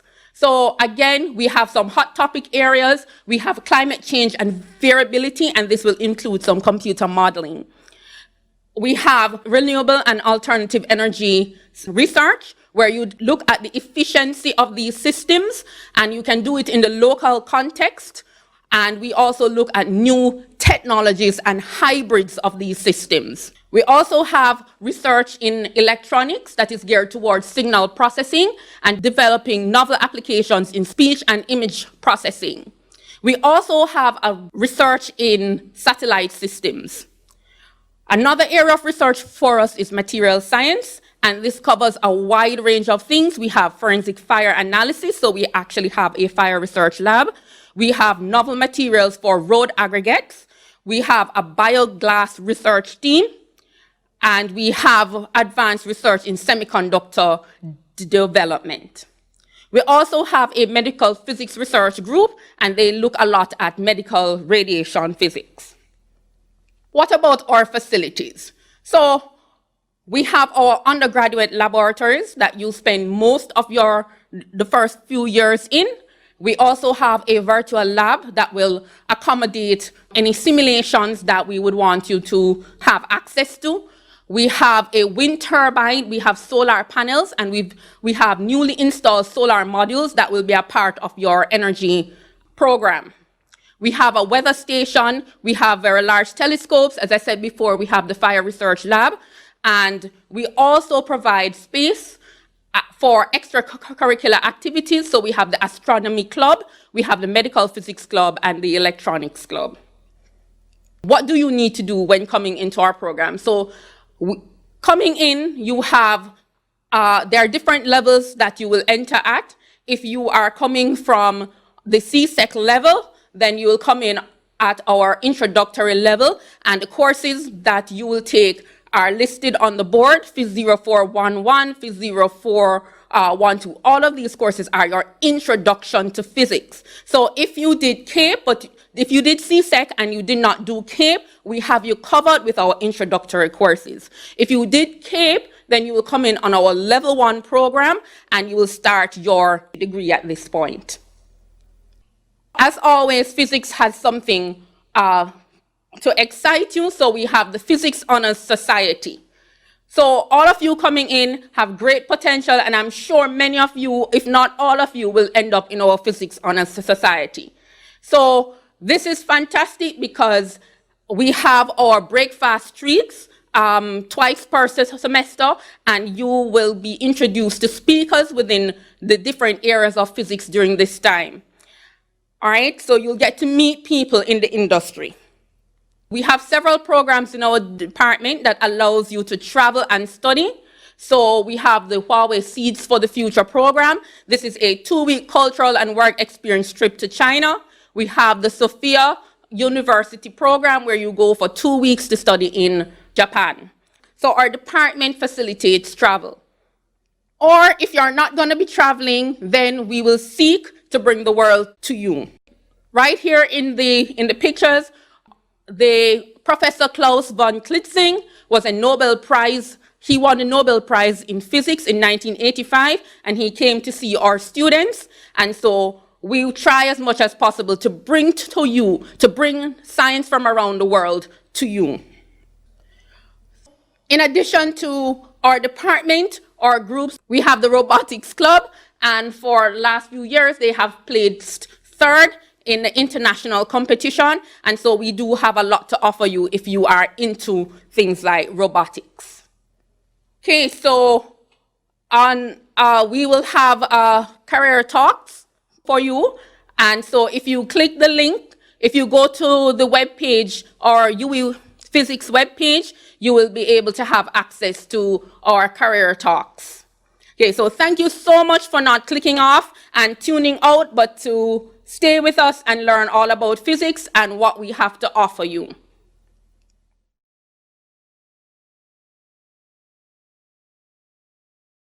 Hello and welcome to the University of the West Indies Faculty of Science and Technology. And in particular, the Department of Geography and Geology welcomes you and congratulates you on making it on this milestone.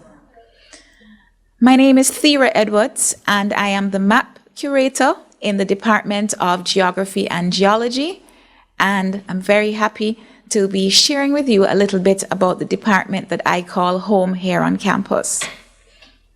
First, I'd like to introduce you to our head of department, Dr. Donovan Campbell, and to say that he and all the other staff are delighted and will look forward to seeing you when you come out in September. So what is geology when we have this geography and geology department? We have geology as a science and study of the earth, its composition, structure, and physical properties. It's looking at the earth's history and processes that shape it. And so geologists study the physical structure and processes of earth. And they also seek to understand the long-term history. We're talking the millions of years kind of history of the planet. And what is geography? Geography is a study of the Earth's landscapes, peoples, places, and environments. And what I like about geography, it's like just about everybody's subject because it bridges that gap between the social sciences, people, what we call human geography, and the natural sciences, what we call physical geography. So how do you get to geography and geology, or what would you need if you're interested in registering in this department? First of all, they're the basic faculty requirements of 2 science subjects at CAPE. And if you are going to be doing geography, we ask that you have done CSEC geography to be able to do geography at the University of the West Indies. Now, just a little bit of note about some of our requirements in the department. We are a get your hands dirty, get out there and experience what you are learning kind of department. And so we do field work and we have field trips. The field work and field trips are often on a Saturday or Sunday or both. We do have weekend long trips. And as a result, you have to be prepared to do classes on those days. And those field trips and field work are mandatory for the courses that you're doing. We also have tutorials where we go through what you are learning in lectures in a little more detail, and those are also compulsory, mandatory classes. So at the undergraduate level, we offer the BSc, or Bachelor of Science in Geography, or the Bachelor of Science in Geology. We also offer the Bachelor of Arts in Geography for students registered through Humanities and Education. So in our department, you can be registered either in the Faculty of Science and Technology or in the Faculty of Humanities and Education. You can have a major in Geography, a major in Geology, and we have a hybrid program which takes in a mix of Geography and Geology courses called Geoscience. And the Geoscience major straddles the two areas. You can then minor in Geography and Geology, or we have a Human Geography minor as well. Some of the courses that you might do in our department are Population, Migration and Settlements, Urban Geography and Urban Regional Planning, World Economy, Agriculture and Food, Geographies of Development, Geography of the Caribbean, Climate Change in the Tropics, Climate and the Biosphere. We also have Tourism Planning and Development. We have Earth Processes, Geomorphology and Soils. We look at Disaster Management, and we know that's very topical right now. Tropical Land Management. We have Geographical Information Systems and Remote Sensing, and we have course in Environmental Change. For Geology, there are a whole suite of courses. We have Earth Materials and Plate Tectonics, Earth Processes and Historical Geology. We have Paleontology, which is also good if you're somebody who's interested a little bit in taxonomy and you might be doing life sciences as well. We have Sedimentology, Igneous and Metamorphic Petrology, Structural Geology and Geological Mapping, Hydrology and Hydrological Modeling. Very topical right now as we're going through drought, not only in Jamaica, but in a number of Caribbean islands. Caribbean Geology, Minerals and Mineral Deposits, the more economic side of things. Geological Maps and Environmental Geology, Field Geology, Water Resources, Geophysics, Sedimentology, Environment and Facies, Petroleum Geology, and we again offer in this program GIS and Remote Sensing. So we have the undergraduate level, but we also have postgraduate level programs. We offer at this time research programs. There's the MPhil in Geography or the PhD in Geography. The MPhil and PhD in Geology. And of course, you're seeing some of our very vibesy postgrads on the right, and you're seeing them hard at work at their desks in their postgrad room as well on the slide. Now, while we have a lot going on in the department, you can also combine the courses in Geography and Geology with some courses from other departments to make some interesting career options. With chemistry, many of our students do the occupational and environmental safety and health courses. With the Department of Life Sciences, they often do programs in marine sciences. And quite a number of students have been doing course combinations in physics. So like if you do climate physics and paleontology, you can look at paleoclimatology. For petroleum geology, and you do the renewable energy courses in physics, you are now looking at a bright career in the energy sector. As you know, we're exploring many types of energy, not only petroleum, but we're looking at renewable, solar, wind, and so on. Now, some very important people to help you navigate all of this as you're seeking to find your career pathway and your best academic program would be our undergraduate academic coordinators. You have, for the geography section, Dr. Michael Byrne, and for the geology section, Dr. Thomas Steeman. The department also has some specialized units.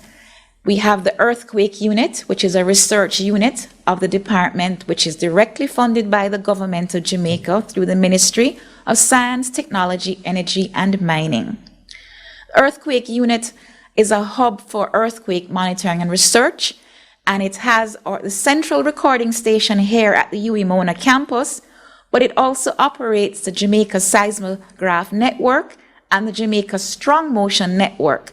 So those earthquake bulletins you see coming out about the felt earthquake bulletin that tells you where the center was located and the magnitude, that's the work of our earthquake unit. We also have in the department the map and image library. That's where you'll find me.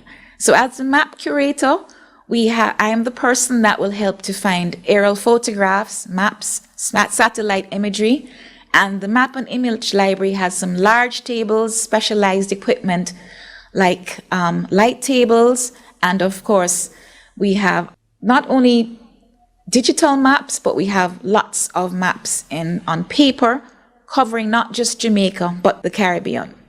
And then the other place that you'll find interesting is the Geology Museum, and we have a number of geological specimens, and of course we have fossils.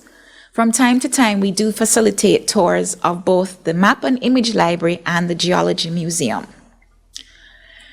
The department also has a number of clubs and societies affiliated with it. At the student level, we have the UWI Geographical Society and we have the UWI Geological Society. Professional organizations that we have associated are the Jamaican Geographical Society, the JGS, and the Geological Society of Jamaica, the GSJ. So you've done your program in geography and geology. Where are you going to work? What are some of your options? You can work in industry, petroleum, energy, mining, water. There are a number of environmental agencies or private companies. You can become an entrepreneur. We've had students who have launched their own businesses. You can become a consultant. You can work within government, National Environment and Planning Agency, Urban Development Corporation, ODPEM, a number of places. There are research centers. The Earthquake Unit is an example. Seismic Research Center out of St. Augustine in Trinidad. There are specialized laboratories. There are museums. And of course, you can be like a number of our staff and return to teach at the University of the West Indies or some other college, tertiary education, or in the high school system. So you can look at careers in urban and population geography as a geographer, urban and regional planning, geomorphology, economic geography, cultural geography, music and the creative industries, biogeography, climatology, disaster management, or very, very much important right now, geographical information systems as one of those careers that you can pretty much travel with, and it's very portable as a career. So geographical information systems is really that perfect hybrid, and it's used by both the students, lecturers, and researchers in the department for all kinds of aspects of our work. It allows us to view, understand, question, interpret, and visualize data in many ways, not just in the 2 dimensions, but their 3D and video visualizations, time series visualizations that you're able to do. And so crossing over into geology, there's paleontology, volcanology. We have a number of active volcanoes in the Caribbean. Seismology, looking at earthquakes and earth motions. Hydrology, hydrogeology, mineralogy, sedimentology, petroleum and exploration geology. There have been finds in Guyana recently, and there's still oil exploration happening all over the Caribbean. There's planetary geology, marine geology, disaster management, and of course, curating and consulting jobs. And so I'd once again like to welcome you to the university, welcome you to the Department of Geography and Geology. And if you have any more questions, you can reach out to us at geoggeol@uwimona.edu.jm, or by calling 876-927-2129 for any further queries. Thank you so much.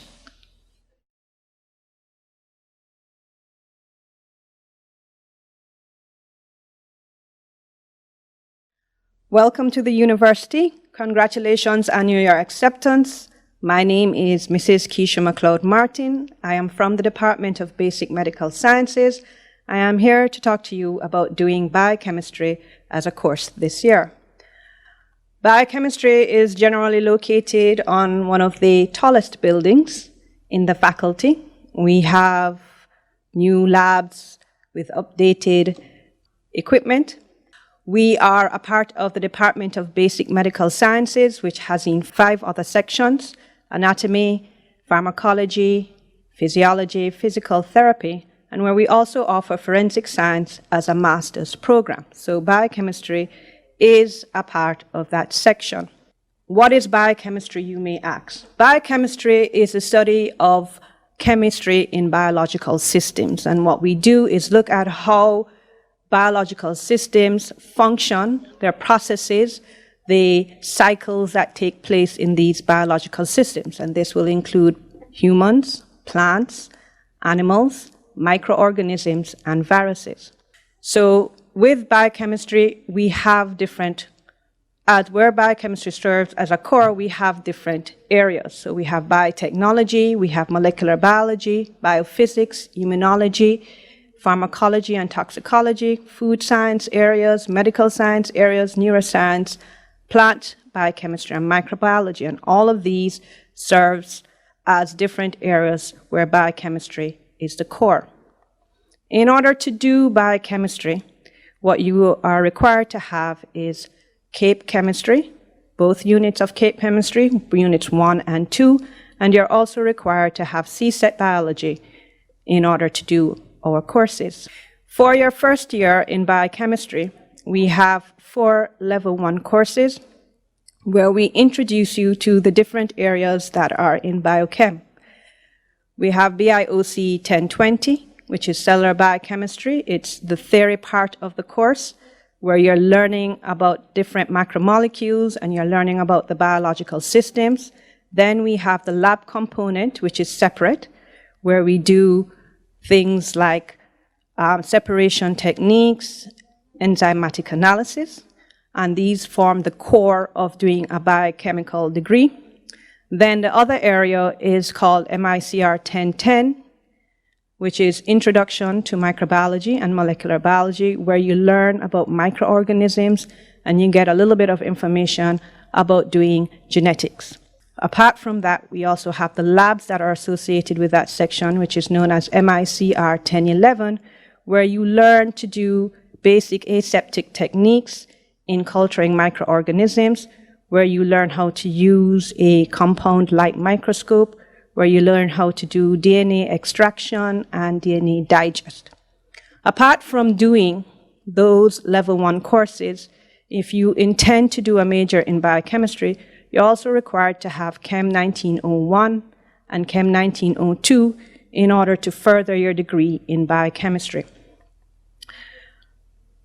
In terms of progressions in biochemistry, once you've reached your second year, we have 3 level 2 courses, one that looks on biochemical systems, which is known as BIOC 214, and then that is done in the semester 1. And then after that, in semester 2, we have molecular biology 1 and microbiology, which basically builds on the basics that you have learned in first year. In terms of level 3, then we have majors that you can do. We do not offer any double majors or minors in the department. We only offer 4 majors in the department, one being a biochemistry major, the other one being biotechnology, microbiology, and molecular biology majors. And with each of those majors, you have core courses that are required in fulfilling those majors. Apart from doing your major, while you're doing your degree, you may decide that you want to do research later on. And so what we do is that we offer a research project, which is offered in our final year program. And what this does is that it exposes you to different areas in doing research. You get to develop your project, you carry out the research by yourself, and once you're finished, then what you will do is that you will make a final presentation and you will submit a research thesis which will be graded. And this helps you to determine whether or not you really want to continue in doing a research in the university. So, apart from doing biochemistry, we have found that students who combined their biochem majors with other majors within the faculty can build on in different areas. So if you decide to do biochemistry or biotechnology, molecular biology, and microbiology as your major, you could do it with either chemistry or life sciences, either as a major or as minor. And what that will help you to do is to do work in food sciences, in pharmacology and toxicology, neurosciences, biochemical engineering, drug testing, environmental sciences. If you combine it with math, physics, or computer sciences, then you can do things like bioinformatics systems. You can do nanotechnology. If you combine it also again with math and physics, you could do things like biophysics, artificial limbs and organs, biomechanics, climate change, population modeling. And so you're not solely bored down to only doing one major, but you can widen your horizon and choose other areas within the department to combine with our majors to enhance your degree. In order to do most of our degrees, you're required to do lab components along with them, and it's the combination of the labs and the lectures that allows you to pass our courses. We require you to have attendance to labs in order to complete our degree programs. Within the department, we have two clubs. We have the Biochemistry Club and we have the ASM Microbiology Club. The ASM Microbiology Club is associated with ASM America, which is the American Society of Microbiology. This is a local chapter. It exposes you to different job possibilities around the world in the area of microbiology. So you might be wondering, what can I do with my biochemistry degree? We have found that our graduates have been able to work in hospitals, they've been working in university labs, they can work in the food industry. Some people have even done their biochem degree and decided that they're going to do law afterwards, and so they end up being lawyers with a twist or a turn in doing environmental law. They can work in the cosmetic industries, they can do drug marketing, they can decide that they're going to publish books instead. So our graduates have found themselves in different job areas, such as the Scientific Research Council, the Forensic Lab, Grace Kennedy, different environmental labs, CEPROD, Benjamin's Federated Pharmacies. And so you will find that our graduates can be located in a wide variety of areas, from the alcohol industry to the drug industry, to the scientific research labs where we offer forensic programs. Thank you for your time.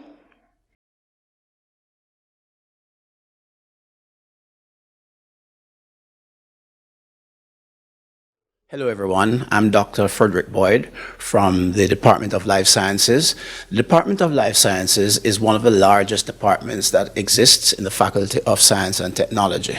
There are quite a few undergraduate students, roughly 1,000 undergrad students, with about 60 or so graduate students, with 20 academic staff supervising and directing research and teaching, and the support staff supports the academic staff and the students. In our department, we actually have two off-site entities which are part of the marine research. Two marine labs, Discovery Bay Marine Lab, which is located along the North Coast Highway in Discovery Bay, and lots of world-renowned research is being done at the Discovery Bay Marine Lab. Students actually go down and spend time there, whether undergraduate or graduate students, to do their research and their courses.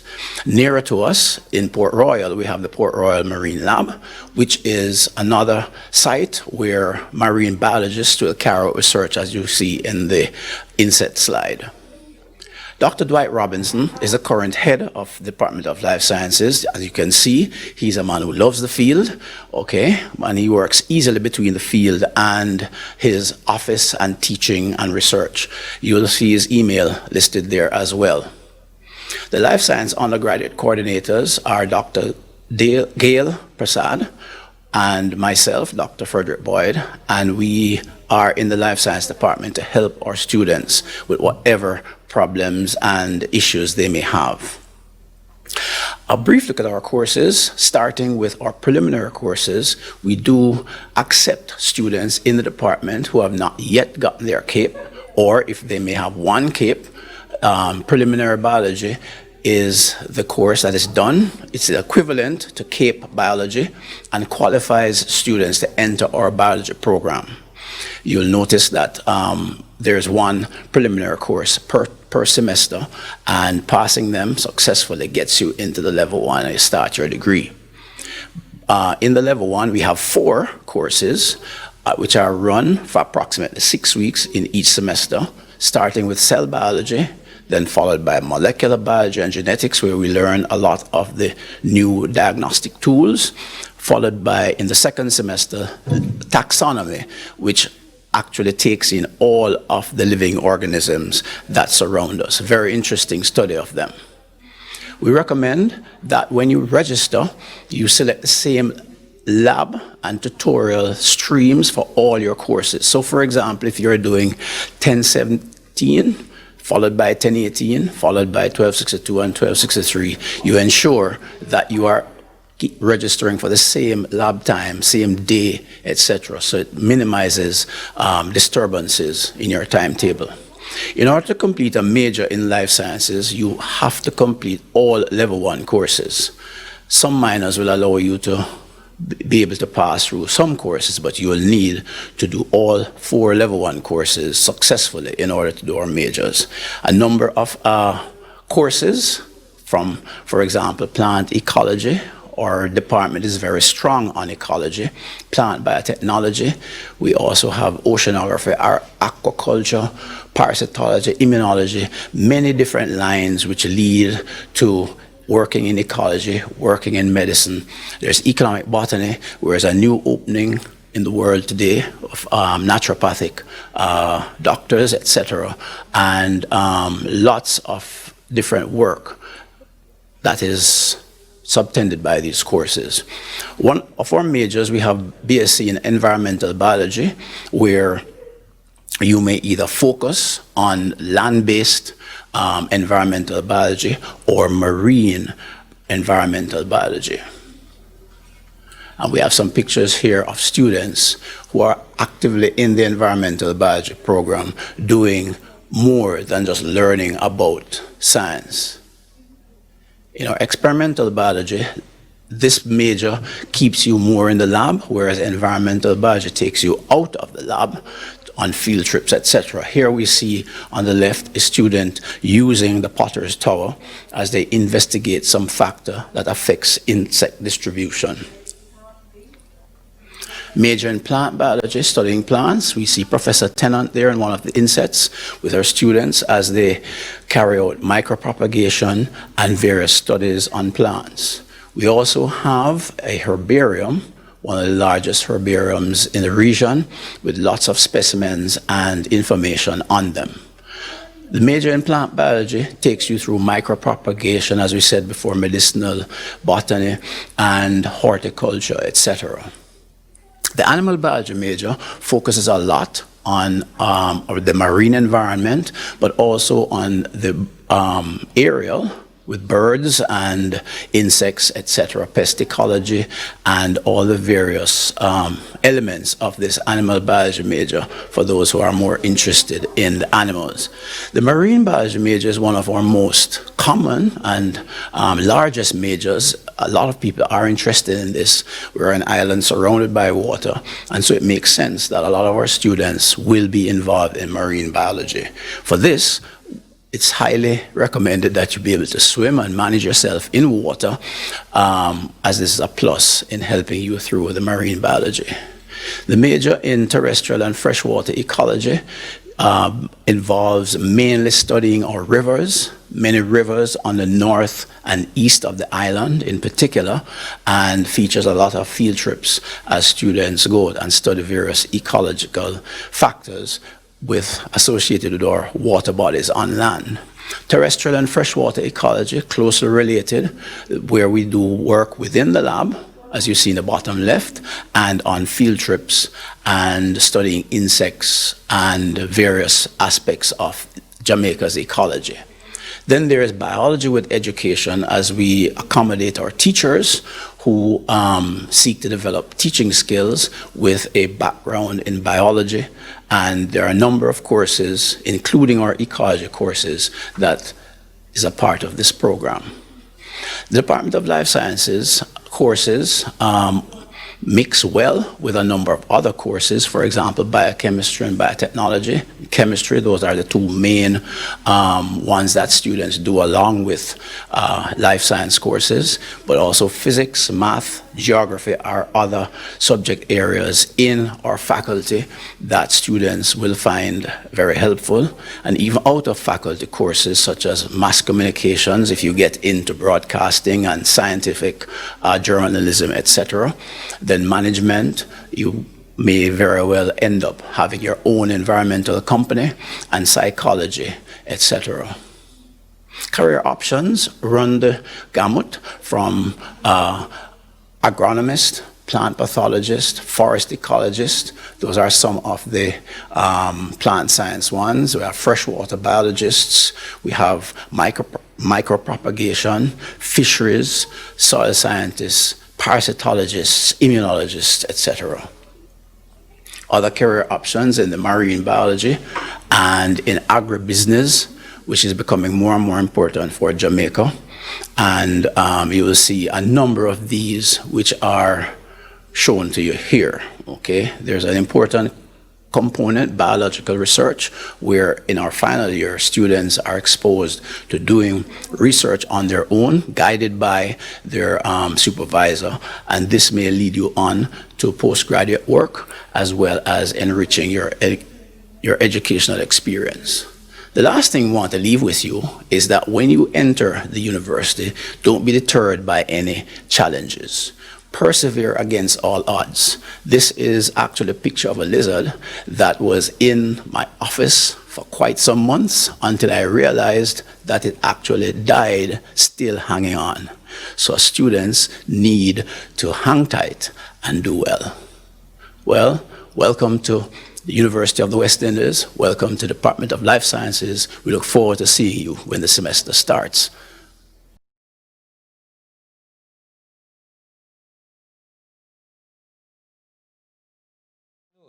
I'm Daniel Fokum. I'm here to talk to you about the offerings from the Department of Computing. So the department is home to 11 academics, and the head is Dr. Gunjan Mansingh, and there are two undergraduate coordinators, Paul Gaynor and myself, and the administrative support is provided by Mrs. Del Rita Young. So why computing? Computing is a superset of many disciplines formulated by the Association for Computing Machinery. And we'll just talk a little bit about what they are. Computer science, and we have a major in this, Bachelor of Arts or Bachelor of Science, is concerned with managing the complexity of implementing computation, looking at principles of hardware and software design. Software engineering is concerned with the efficient development of large software systems, whereas information technology is concerned with applying computation to real-world problems. We have a BSc in information technology, and we have a software engineering major, as well as the software engineering mobile application technologies program where students spend 2 years in the Caribbean and then 2 years in China. We also have information systems, which is concerned with looking at the impact of computation on people and organizations. This discipline is covered through the computer studies option, where students cover courses in computing, mathematics, and some courses in economics or accounting from social sciences. We have had the computer systems engineering program, but that is not being offered in the upcoming academic year. Now, what do you need to major in computing?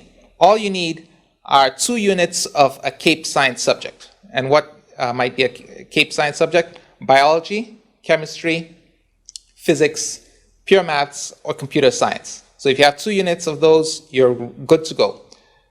If you're studying, any of the computing disciplines, at a minimum, in the first year, you're going to need to study Introduction to Computing 1 and 2 in the first semester. The Intro to Computing 1 takes the first 6 weeks of the semester, and then the Intro to Computing 2 course, the next 6 weeks of the semester. In the second semester, you're going to take object-oriented programming. And then there are courses in mathematics for computer science, which you can do either in first semester or the second semester, and also one in computing and society, the impact of computation on society. Now, by the second year, you would have learned enough to develop interactive websites. Some of the course highlights for the second year include courses like software engineering, where students are actually going to implement a software system of their choice to solve some problem. You also have a course in dynamic web development. So students learn how to do web development. Net-centric computing, where students learn about networks like the internet, how we're able to build a network of that scale. And then there are courses in computer architecture and organization as well.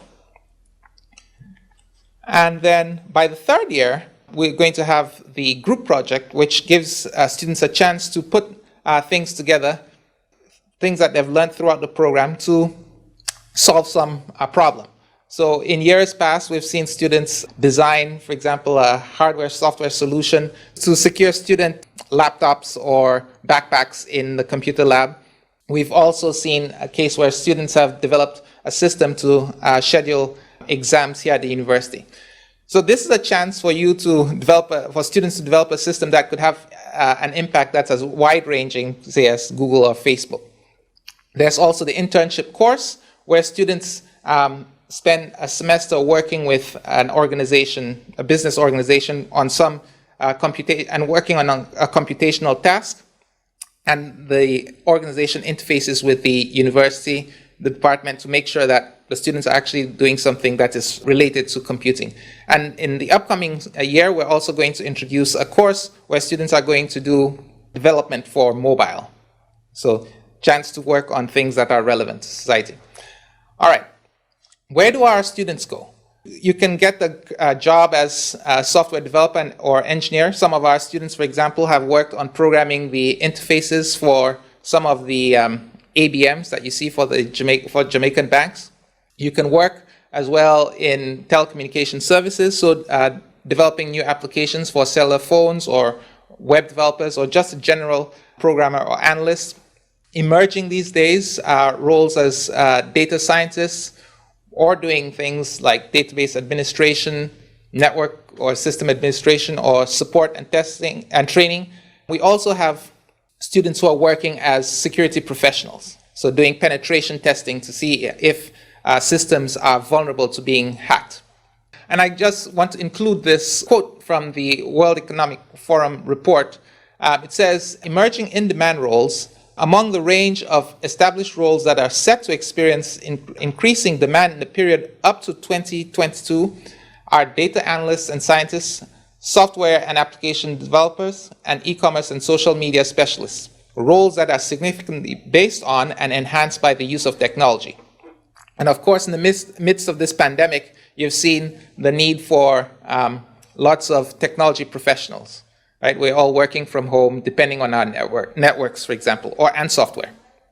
Okay, so where have our graduates gone? They've become computer scientists, software engineers, IT specialists. Some of our graduates have found positions with Google, Apple, Goldman Sachs, NCB, and many others. You can also become lecturer or researcher. Many of our lecturers in the department are also graduates of the department. You can become an innovator and entrepreneur. What about extracurricular activities? Well, the main one is the Computing Society, and this club meets on Thursday afternoons during the semester, traditionally. Things would obviously have to change slightly in the upcoming semester just because of the global pandemic. You also have the chance to take part in programming contests. There are hackathons. This picture here is a picture of a number of our students who are taking part in a hackathon about 2 years ago. Then there is the opportunity to take part in the intercollegiate programming contest. This one is a contest where students get about 4 hours to solve different programming challenges and they're pitted. The students who are taking part in these contests are participating sometimes against students regionally and also in other nations. There's the IEEE Extreme, which is a 24-hour extreme programming contest. It's done virtually. Students get 24 hours to solve problems, and these problems come out every so many hours. And the students who solve the most problems over that window are declared the winners. So there is ongoing research. Here we have a number of the research groups listed. So there's CIPHER, that looks at intrusion and forensics. That's led by Dr. Busby Earle. And then complex systems modeling, that is led by Professor Danielle Kerr. Computer networking, led by myself. Dr. Mansingh leads a group that works on knowledge discovery and intelligent systems. And then Dr. Ashley Hamilton-Taylor has a group that looks at simulation and visualization.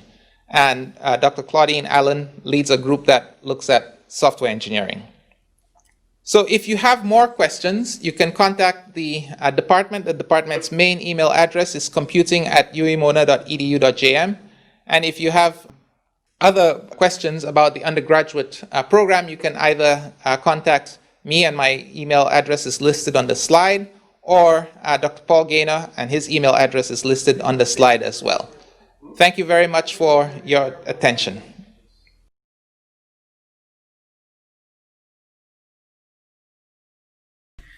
So we've come to the end of our little virtual orientation session.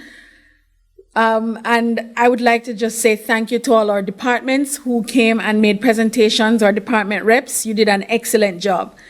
Thank you to our colleagues from the Health Center, the bursary, and from the Guild office, and Dr. Mansingh for providing us with so much detailed and very important information.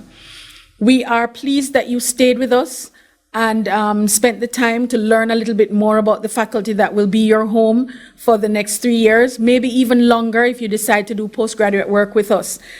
And we are most pleased, particularly because you have chosen the Faculty of Science and Technology, the University of the West Indies, to be your place to shine. Have a good day, everybody. Thank you.